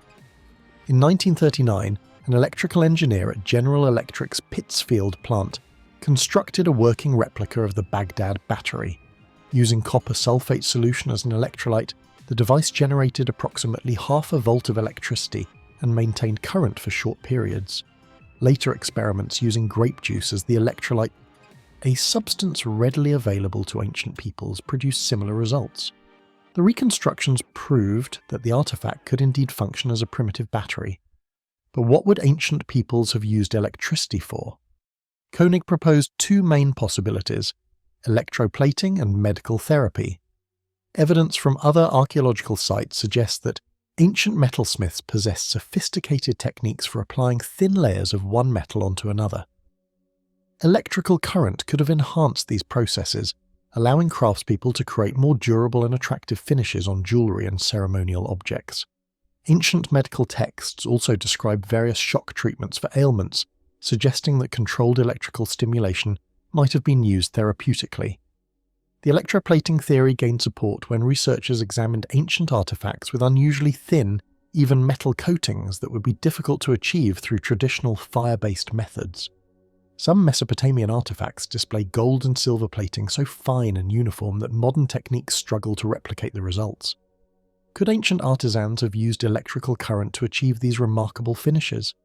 The possibility challenged assumptions about technological capabilities in the pre-industrial world. However, skeptics raised important questions about the battery theory.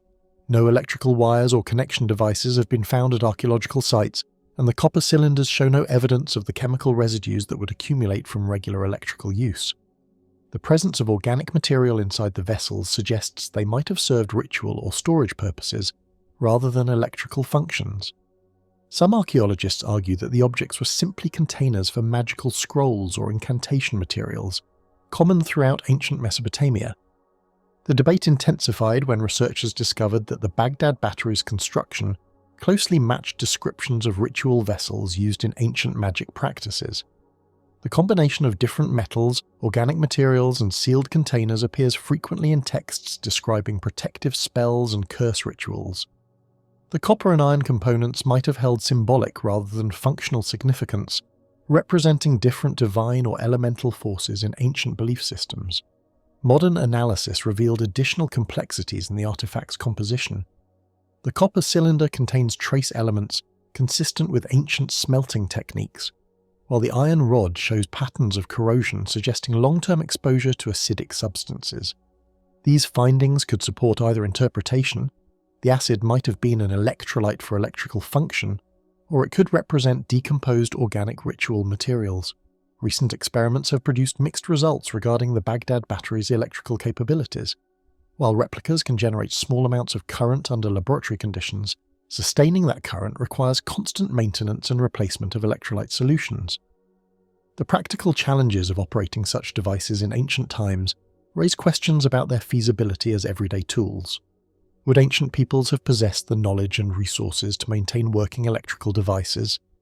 The mystery deepened when researchers realized that similar artifacts have been found throughout the ancient world, from Egypt to Central Asia. These discoveries suggest either that electrical knowledge was more widespread than previously believed, or that the objects served common non-electrical purposes across different cultures. The geographic distribution of these artifacts follows ancient trade routes, indicating that the technology, whatever its true function, spread through established commercial networks. Archaeological context provides crucial clues about the Baghdad battery's actual use.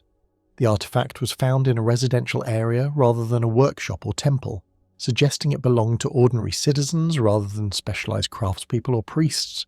This location argues against both the electroplating and ritual magic theories, pointing towards more mundane applications. Perhaps these devices served as storage containers, preservation systems, or even early forms of scientific instruments. The mysterious spheres of Clerks Dorp. Hold your breath. You're about to descend into one of South Africa's deepest mines, where the darkness swallows your headlamp beam and the weight of 3 billion years of rock presses down from above. The year is 1979, and you're following miners through narrow tunnels carved into pyrophyllite deposits near the small town of Clerks Dorp. Your boots crunch on loose stone as you make your way deeper underground, completely unaware that you're walking through geological layers that formed when Earth was barely recognizable as the planet we know today. Then your light catches something that shouldn't exist. Scattered throughout the ancient rock are perfect spheres, some with mysterious grooves running around their circumference like seams on a cricket ball. They're sitting in stone that's older than complex life itself, yet they look for all the world like manufactured objects. This is how the mystery of the Clerks Dorp spheres began, not with dramatic announcements or scientific expeditions, but with ordinary miners doing their jobs in extraordinary geological conditions. Let me tell you the part of this story that everyone gets wrong. The conventional narrative starts with these mysterious claims about artificial objects, but the real detective work begins with understanding what everyone thought they knew about these spheres, and how those assumptions shaped decades of debate. Roelf Marx, curator of the Clerks Dorp Museum, became the face of this mystery in the 1980s when his comments about the spheres appeared in various publications. According to widespread reports, Marx described the spheres as being perfectly round, harder than steel, and even capable of rotating on their own inside museum display cases. These claims spread like wildfire through alternative archaeology circles, with each retelling adding new dramatic details. But here's where the detective story takes its first twist. Marx later stated that he'd been misquoted and that his words had been taken out of context. The claims about hardness, perfect sphericity, and mysterious rotation weren't accurate representations of what he had observed. Yet by then, the legend had already taken root in popular consciousness. The spheres themselves present a fascinating puzzle that requires understanding their geological context. They're found in pyrophyllite deposits that formed during the Archean Eon, between 2.8 and 3.1 billion years ago. During this time, Earth's atmosphere contained almost no oxygen, the continents were smaller and constantly shifting, and life consisted of simple single-celled organisms. Complex life forms wouldn't appear for another 2 billion years. Pyrophyllite is a soft mineral that forms from volcanic ash and sediments under specific temperature and pressure conditions. The deposits near Clerks Dorp accumulated in ancient volcanic environments, creating layers of this aluminum silicate mineral that would eventually become economically valuable for industrial purposes. When miners began extracting pyrophyllite from these ancient deposits, they discovered spherical objects embedded within the rock layers. The spheres range in size from tiny marble-like objects to specimens several inches in diameter. Many display parallel grooves or ridges running around their circumference, creating the appearance of artificial construction. The first scientific investigation of these objects was conducted by Nell and others in 1937, though their work received little attention outside geological circles. They identified the spheres as natural concretions, rounded masses of mineral matter formed by precipitation from groundwater within sedimentary rock layers. But the mystery deepened when later researchers examined the spheres more closely. Some specimens appeared remarkably spherical, with precise grooves that seemed too regular to be natural formations. The internal structure showed concentric layers, suggesting they had formed through repeated cycles of mineral deposition over vast periods of time. Chemical analysis revealed that the spheres are composed primarily of hematite, pyrite, and wollastonite, all minerals that can form naturally through geological processes. The hematite spheres in particular showed evidence of being pseudomorphs, minerals that have replaced other minerals while retaining the original crystal structure. This finding provided crucial evidence about how the spheres formed. Originally, they were likely pyrite concretions that developed within the pyrophyllite deposits. Over millions of years, groundwater-carrying dissolved iron oxidized these pyrite nodules, transforming them into hematite while preserving their spherical shape and internal structure. The grooves that make some spheres appear artificially manufactured actually result from the natural process of concretion formation. As minerals precipitate from groundwater, they often create layered structures with varying hardness. Weathering and erosion then exploit these differences, creating the parallel ridges and grooves that seem so mysterious. Testing the hardness claims revealed another important fact. Contrary to popular reports, the spheres are not harder than steel. They measure between 4.0 and 5.0 on the Mohs hardness scale, making them softer than quartz and about the same hardness as fluorite or apatite. This is consistent with their mineral composition and natural formation. The claim about self-rotation proved equally unfounded. Marx explained that any apparent movement of spheres in museum displays resulted from vibrations caused by underground blasting in nearby gold mines. The Witwatersrand gold mining region, where Clerks Dorp is located, experiences regular underground explosions that can cause subtle movements in delicately balanced objects.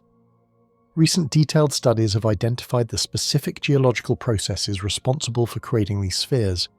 They formed as concretions in volcanic ash and sediment layers, with their spherical shape resulting from the uniform precipitation of minerals from groundwater. The groove patterns developed as different mineral layers weathered at different rates over geological time. Geologists have found similar concretions in many other locations worldwide, formed under comparable conditions. The Moeraki boulders in New Zealand, the Cannonball concretions in North Dakota, and similar formations in Utah all demonstrate that spherical concretions with regular patterns are common geological phenomena. What makes the Clerks Dorp spheres unique is not their artificial appearance, but their extraordinary age. At 3 billion years old, they represent some of the oldest spherical concretions on Earth, formed during a period when our planet was fundamentally different from today. They provide valuable insights into ancient volcanic environments and early geological processes. The debate over these spheres reveals how easily natural phenomena can be misinterpreted when viewed through the lens of preconceived expectations. The same grooves and spherical shapes that seem to suggest artificial manufacture actually provide clear evidence of natural concretion formation processes. Modern examination techniques have confirmed that the Clerks Dorp spheres show no tool marks, artificial materials, or other evidence of manufacturing. Their mineral composition, internal structure, and formation patterns all match what geologists would expect from natural concretions formed in ancient volcanic environments. Yet the mystery persists in popular culture, demonstrating how initial misunderstandings can become entrenched beliefs that resist correction. The Clerks Dorp spheres continue to appear in lists of unexplained archaeological anomalies, despite extensive scientific analysis that explains their formation through well-understood natural processes. The true story of these spheres offers something more valuable than mystery, a window into Earth's ancient past and the remarkable geological processes that can create objects of stunning regularity and beauty over billions of years. So there you have it, 27 discoveries that mainstream archaeology won't touch.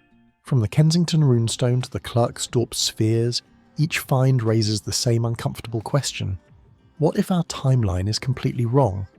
The past isn't what they taught you in school, it's time to dig deeper.